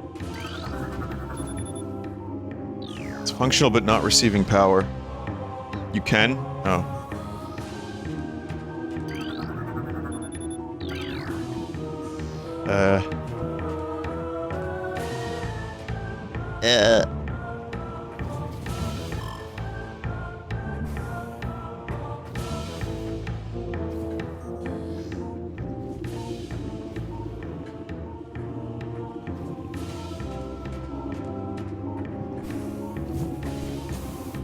Let me just keep looking around.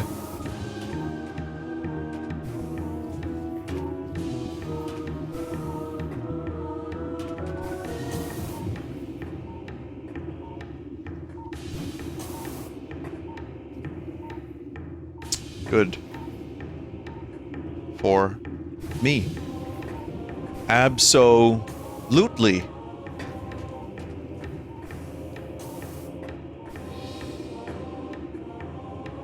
Someone said Vinny the clam. I mean, what do you want me to do? What are you talking about? You want me to go to the clam? Oh.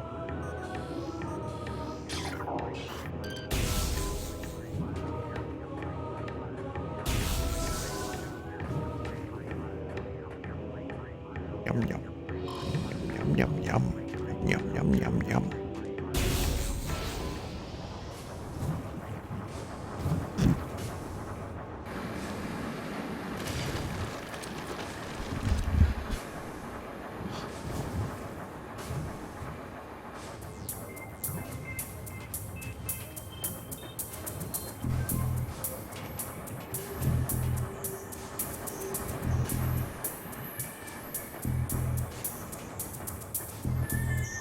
This bass line reminds me of like a John Carpenter soundtrack.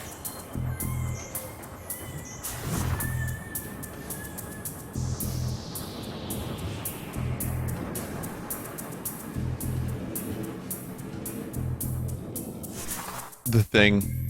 They Live.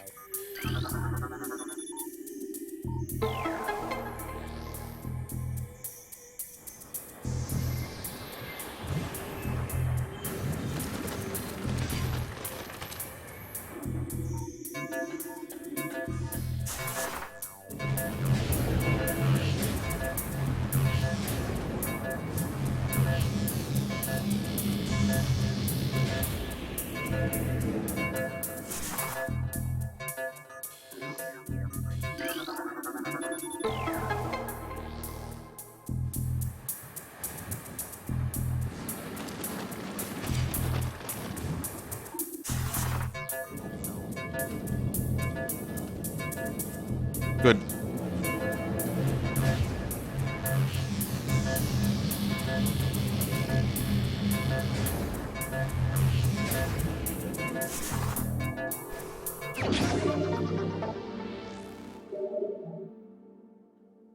Yeah, it's worth it for an E-tank. I like that you can see the little pips at the top to see how many E-tanks you're missing. Like the total E-tanks.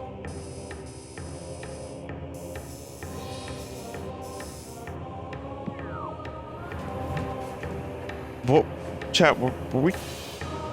Was I talking about something before I did that puzzle? Anything good?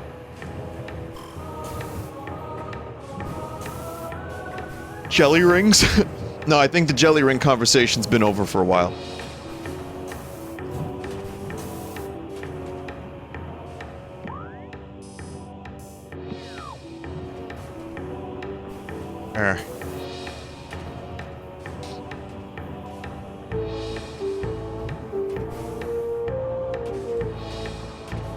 Oh, just that way.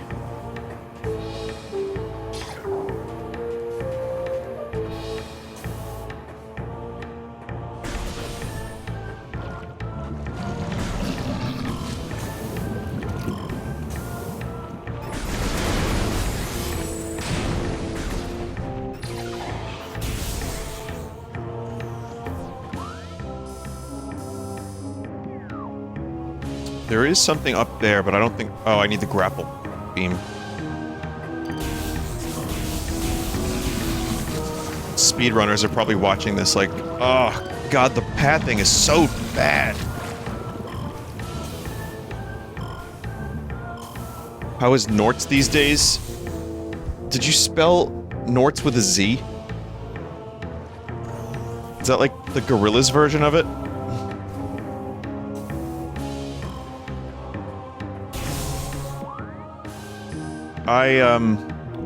I'm really proud of him because he had an article written.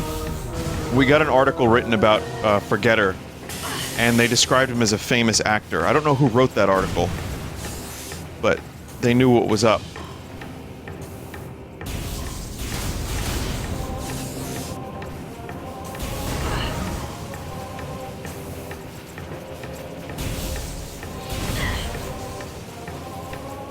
Okay, maybe I do know who wrote the article, but it doesn't matter. Describing Norts as a famous actor was... he really enjoyed that.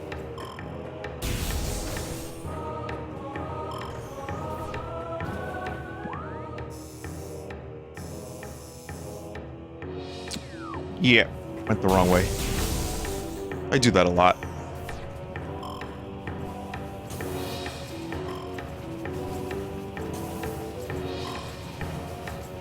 I'm just gonna face blast some lava.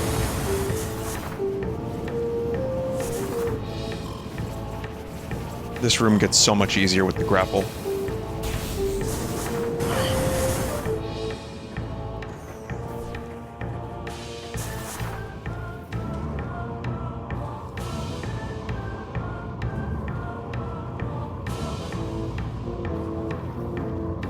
Here, let's see.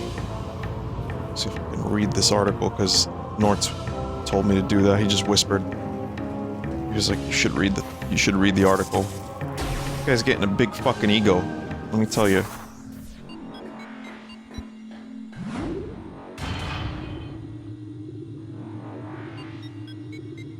Well, the first part of the article, I don't know who wrote that, but they said Psych kissed New York City band. That's a really weird way to say that, but alright.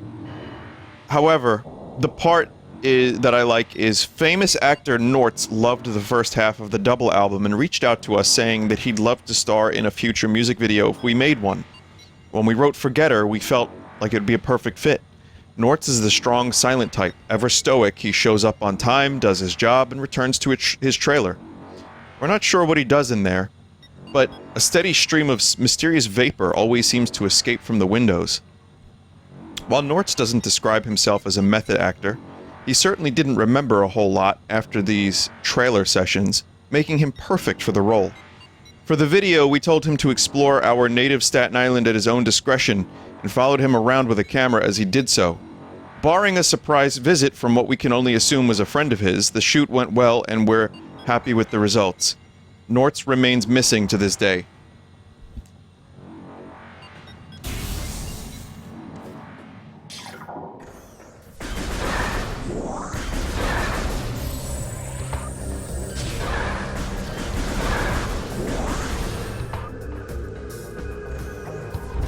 You found him since. Yeah, but, I mean, has he found himself?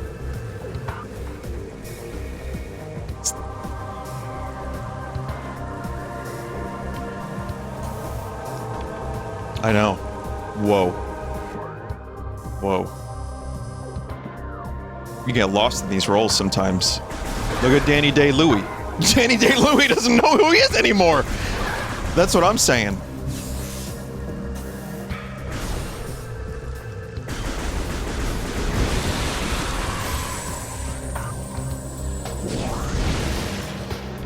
That guy method acted so hard, he's not even human anymore.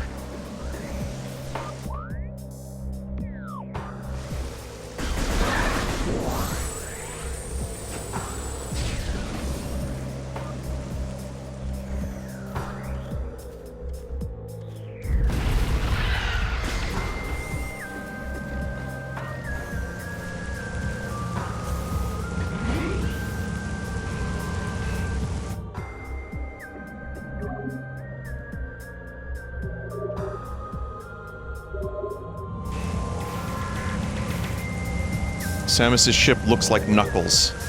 No, it doesn't. It looks like Samus's helmet. Is that the height of narcissism? Like, flying around in a ship that looks like you? Like, what if cars were just people's faces? Meta Knight does it.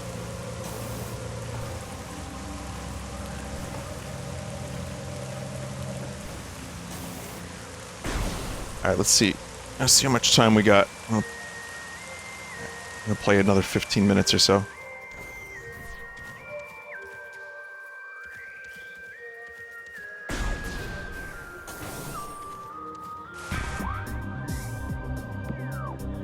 Can I even get back there?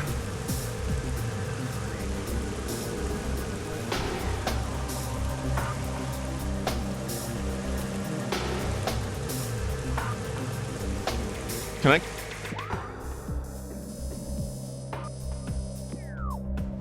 Yeah, I guess I can. Thought it was up there for some reason. I had just false memories implanted. Norts, did you do that? See, he's fine. He's here. He's just...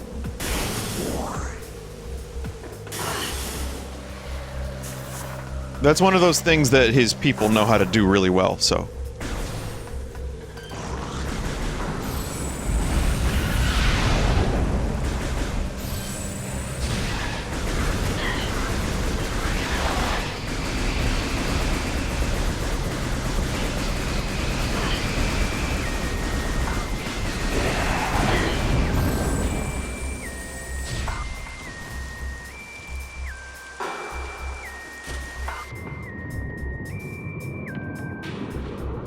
It feels so good to come back here with the gravity suit.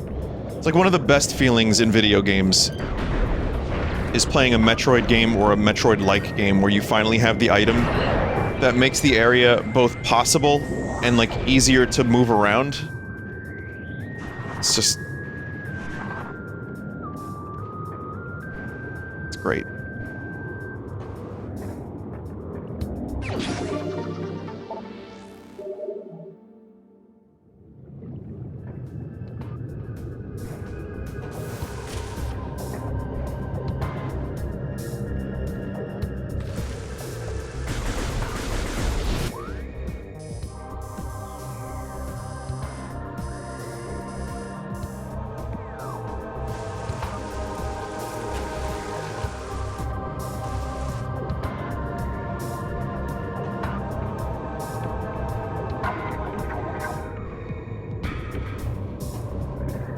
What would you do if you had a Babby Metroid?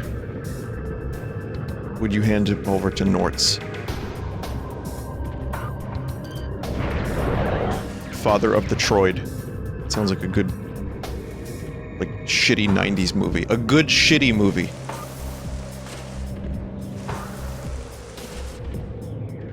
If I had a Metroid, I'd just let it slurp. Just whatever it wanted to zap energy from whoever, whatever. I'd like... What? Oh, that was a poor choice of words. Yeah. I just meant, like... I wouldn't try to stop it from being a Metroid. Like, just, like, let it be a Metroid, you know? But I think I said that kind of weird.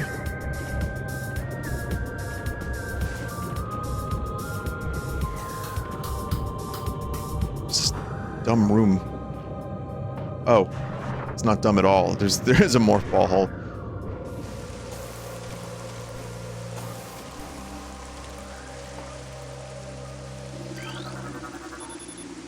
Derelict space pirate ship that self-destructed in low orbit above Talon 4. Faint life signs detected in interior.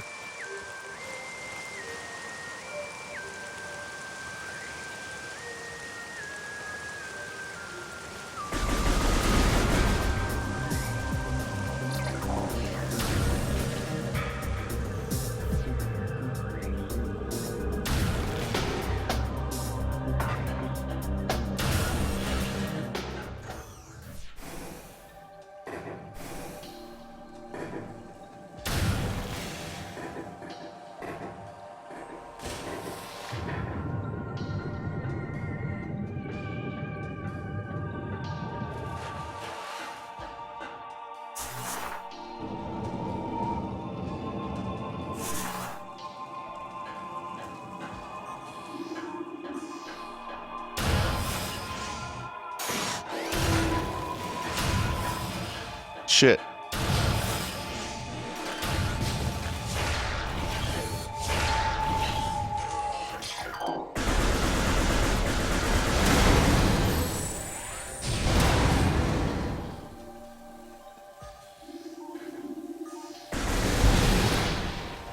The whole crashed ship thing is a pretty popular Metroid trope. I mean, it's a popular sci-fi trope.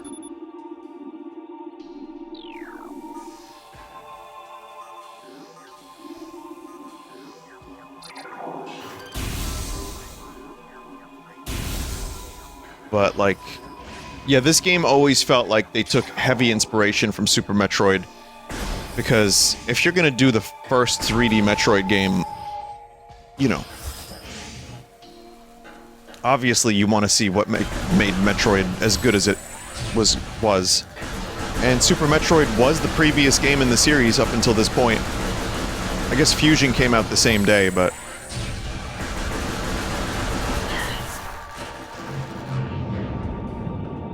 So yeah, they kind of like, here's the lava area, here's the ice area. Well, the ice area, there was no ice area in Metroid up until this, I think.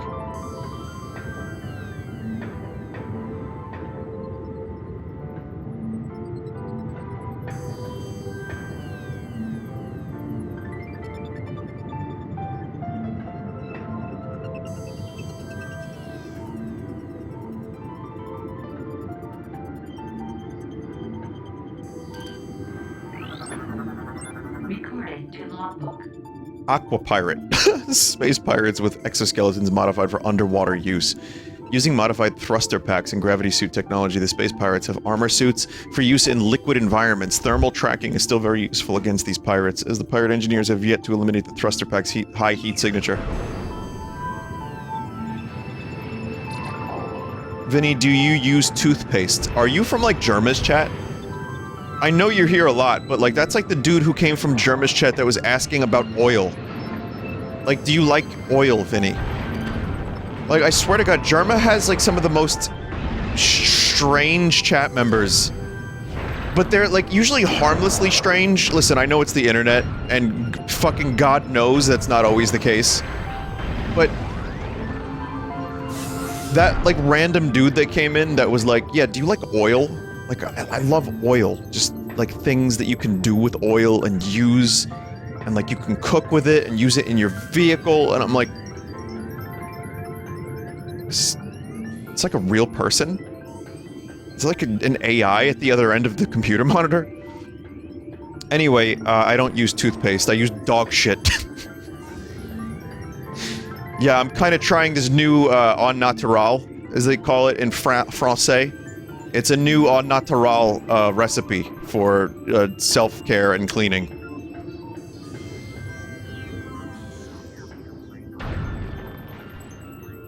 Very, very new, very bougie, very chic.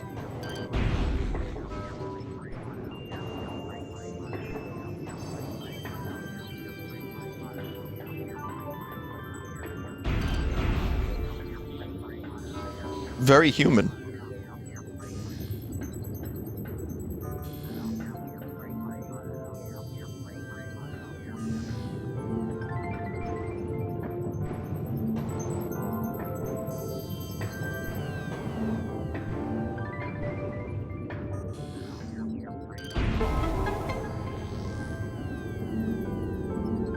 Imagine what monsters you've led to Germa's chat. I mean, fair enough.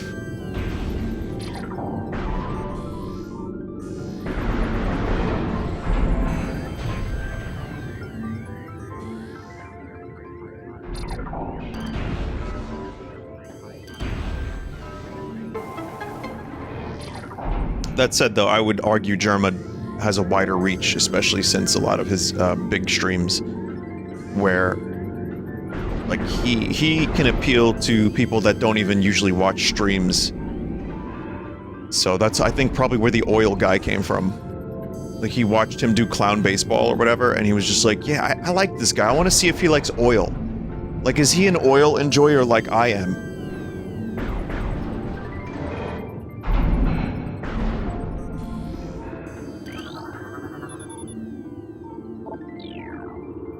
Because for as many people that watch this channel, and there are a lot, like, it's no small amount of people, and I know when I play Pizza Tower, that number's gonna go up a little bit. It's a lot of fucking people, but that said, I still kind of feel like it's still weirdly kind of niche overall. Maybe I'm reading the room wrong, maybe people have different views than I do, but it's not like...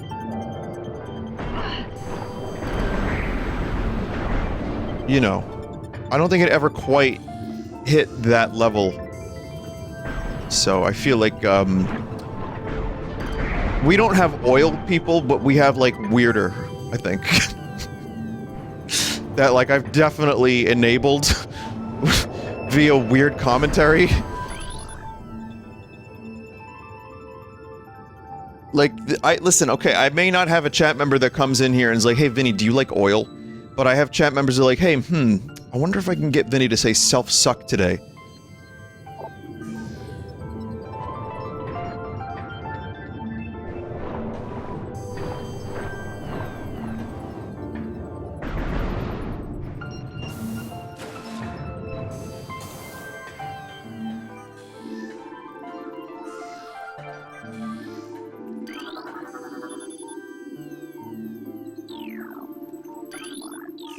The door has no power.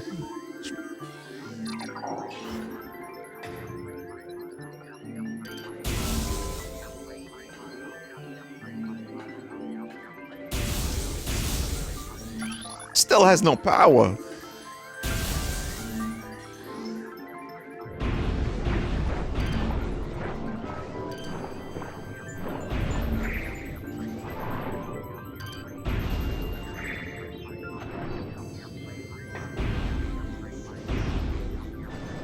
Thought this was one too. It is. Oh man, I really gotta be using that thermal. What a clever mechanic this is too. Like, I don't think I've ever really seen that done the same way in other games, aside from the Prime series.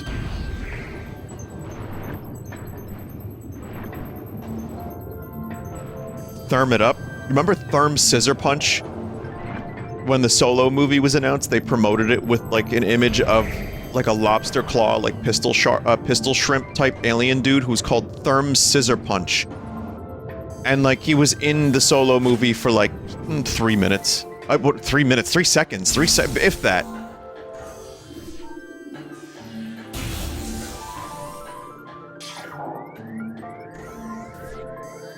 Pat raided again? Did Pat raid? Pat stares at— oh, there's Pat. There's Pat. He probably stopped by, raided. Hey, thank you. Hey, Pat, people. Pat's such a fucking good dude. I've told Pat, I wish I could repay the favor, but I stream at different times. It always just ends up with Pat, like, people coming to my streams, but I appreciate it. Yeah, Therm's Scissor Punch was real. They even, like, released a toy, but then you watch the movie and you think maybe Therm is gonna be like like an actual, like, supporting character. It's like, hey, Solo! Is that the Millennium Falcon? It's like, and then Solo's like, hey, Therm, I need you to go punch that guy. And then he just, like, fucking rips someone in half with his pistol shrimp punching abilities. And no, not at all. So disappointing. I don't even remember. I've seen the Solo movie, I guess, twice. Which I actually like, aside from the fact that it all happens in a weekend. Like, everything we know about Han Solo happens, like, overnight. That and, him getting his name is just so incredibly dumb. And there's a lot of other dumb shit, but I still find it to be a very enjoyable heist movie. But having watched the movie twice, I don't remember if Therm does anything. Like, maybe he shows up in the background, like, once? Imagine promoting a character called Therm's Scissor Punch and then not featuring him prominently in your movie.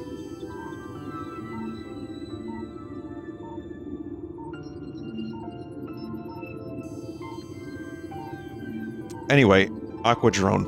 Aquadrone. Security mecha adapted for use in underwater areas. Space pirates have adapted a number of sentry drones for use in liquid environments. These aqua drones utilize arsenal and artificial intelligence suite similar to their cousins. Pirates have been unable to properly shield these drones from electrical attacks, making them vulnerable to the wave beam.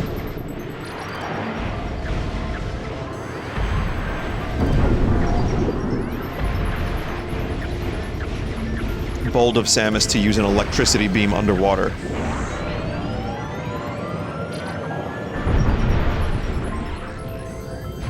That chat member from a while ago never even asked about toothpaste. He asked about toothpicks. Well, that's embarrassing.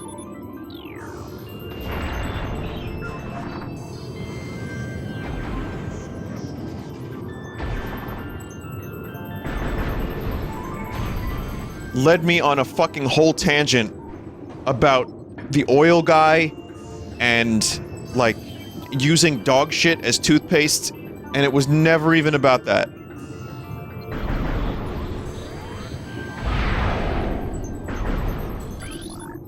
Check, can I open this? Oh yeah, I can.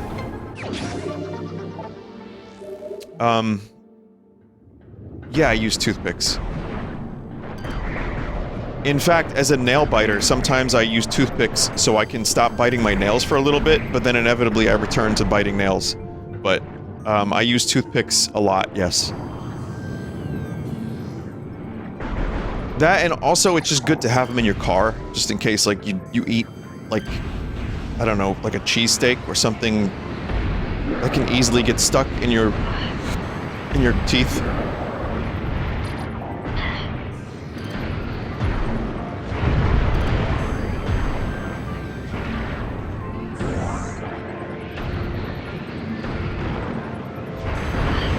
That would be cool. You know how, like, Sting, his nickname is Sting? I can say words. I swear I can say them! Like the lead singer of the Police band, you know how, like, his name is Sting? How cool would it be if your name was Toothpick? Like, what kind of band would you be in if your name was Toothpick? I kind of feel like a punk band.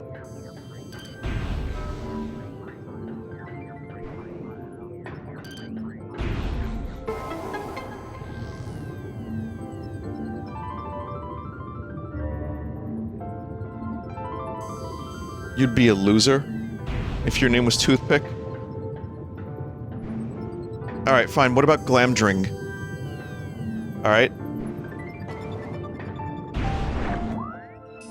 If there can be a Sting, why not name your, you know, have your nickname be Glamdring or Orcrist?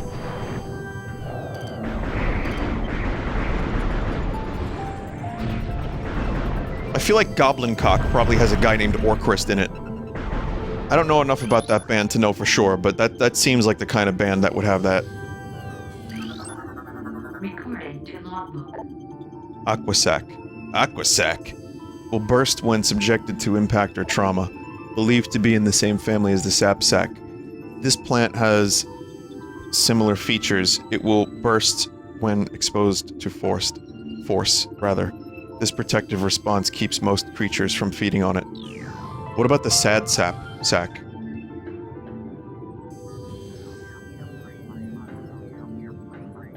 I watched this streamer named Vinesauce. He's very funny. Talk about toothpick and dog shit. And then make dad joke.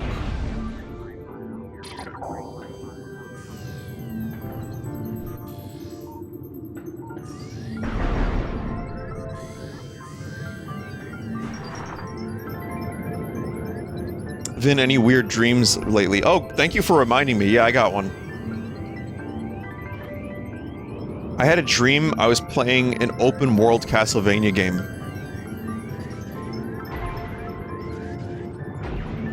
And, it was similar to Breath of the Wild in the sense that you could fight Dracula pretty much anytime you wanted, and, like, the castle was clearly visible in the background at almost all times. And, kind of like the blood moon in the dream, I remember the sky turning completely red, but when it turned red, Dracula would actually come after you, because it would be like a cursed moon, like a blood moon. But instead of it being like enemies respawn, like Dracula actually fucking comes after you. And in the dream, I was in the game, like in real life. And I remember I went into town, and the sky was still red. And I went into like an inn or something, and I was just trying to like... I thought I was safe, because in my mind, in the game, Dracula couldn't enter a town. So I get into the town, and then like an NPC that I had previously spoken to knocks on the door and asks me if I need anything in the inn, in the tavern. And I'm like, no, I'm good. And then it's Dracula. It's actually Dracula. And he starts fucking fighting me and throwing me against a wall and shit.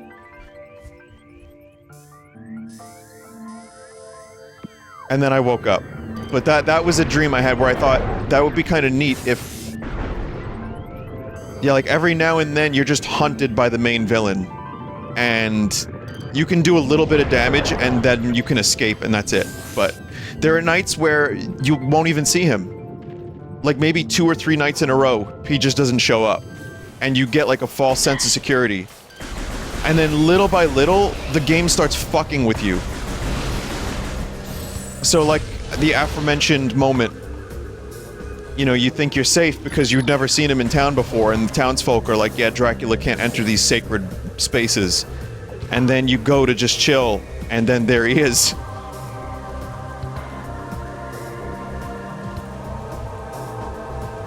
But, you know, the first couple times you see him, it's in not those circumstances. So, yeah, you just get led into a false sense of security.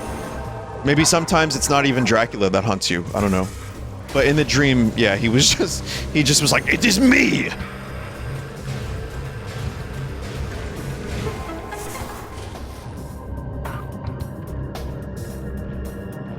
That sounds like a sick game concept. I think, as I said, not every game needs to be open world.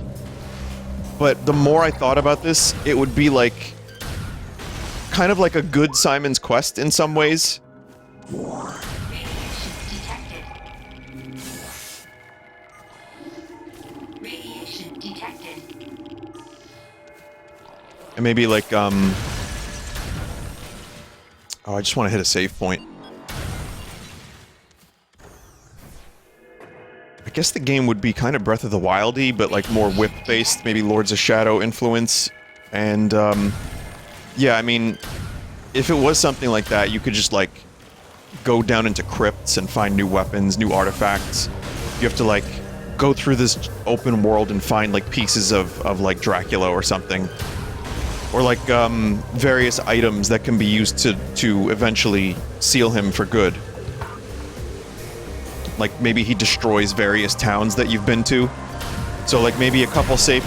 I'm just spitballing for fun, but like a couple of the towns that you had already visited are actually just then completely destroyed and the people are relocated because Dracula just like fucked everything up. So the world is like kind of ever-changing. And there would be some Elden Ring style like crypts. Perhaps.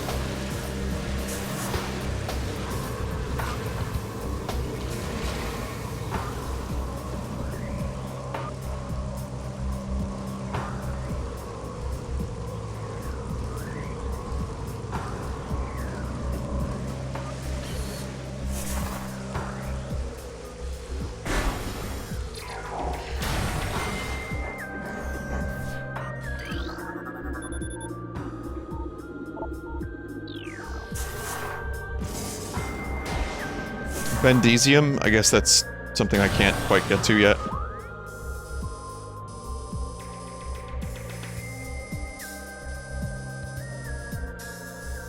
Phazon mines have a quicker save point.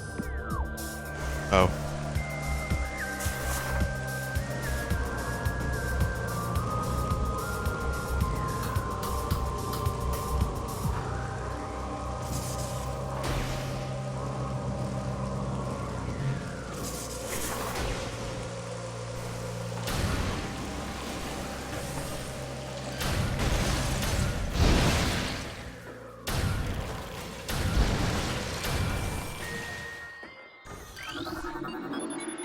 Shows a ruined south. I mean, this has to loop back to a save point.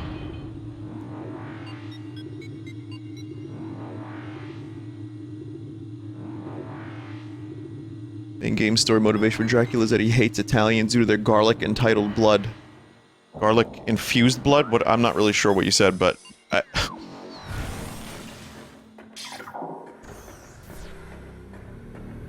Them damn Italians and their garlic blood. Trust me, I know.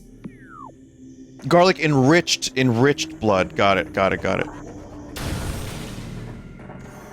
Listen, whenever there's a recipe that calls for garlic, I almost always double that. So, I mean, fair.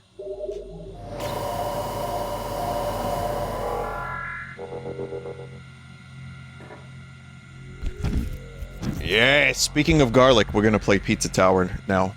But... again, love Metroid Prime Remastered. I haven't tried Sea of Stars yet, and I haven't been playing a ton of Fire Emblem Engage. I think I got like 12 hours in, but I might continue a bit at some point soon. I'm not sure yet, but it was enjoyable. I just, again, no attachment to the characters or the story, almost none. But the gameplay is just so fucking good, and I like building my characters. Alright, chat. We're gonna do the Yellow Ledbetter challenge. So, here's how it works. I'm gonna play you a song by Pearl Jam called Yellow Ledbetter. This is a famous song for having misheard lyrics, and no one knows what the fuck this dude's talking about. If you've never heard this song, you can participate. After the break, I will return. Try to catch some of the words, and try to decipher a meaning. Genuinely. I like the song, by the way. I like the guitar, I like the melody. I think it's a cool song, but if you're not into Eddie Vedder singing, oh boy, this is as Veddery as it gets. But I'll just say, once again, do your best to decipher this. Try to figure out what he's saying. Even if you can make out a couple words, that would be great. So, are you ready? Here we go.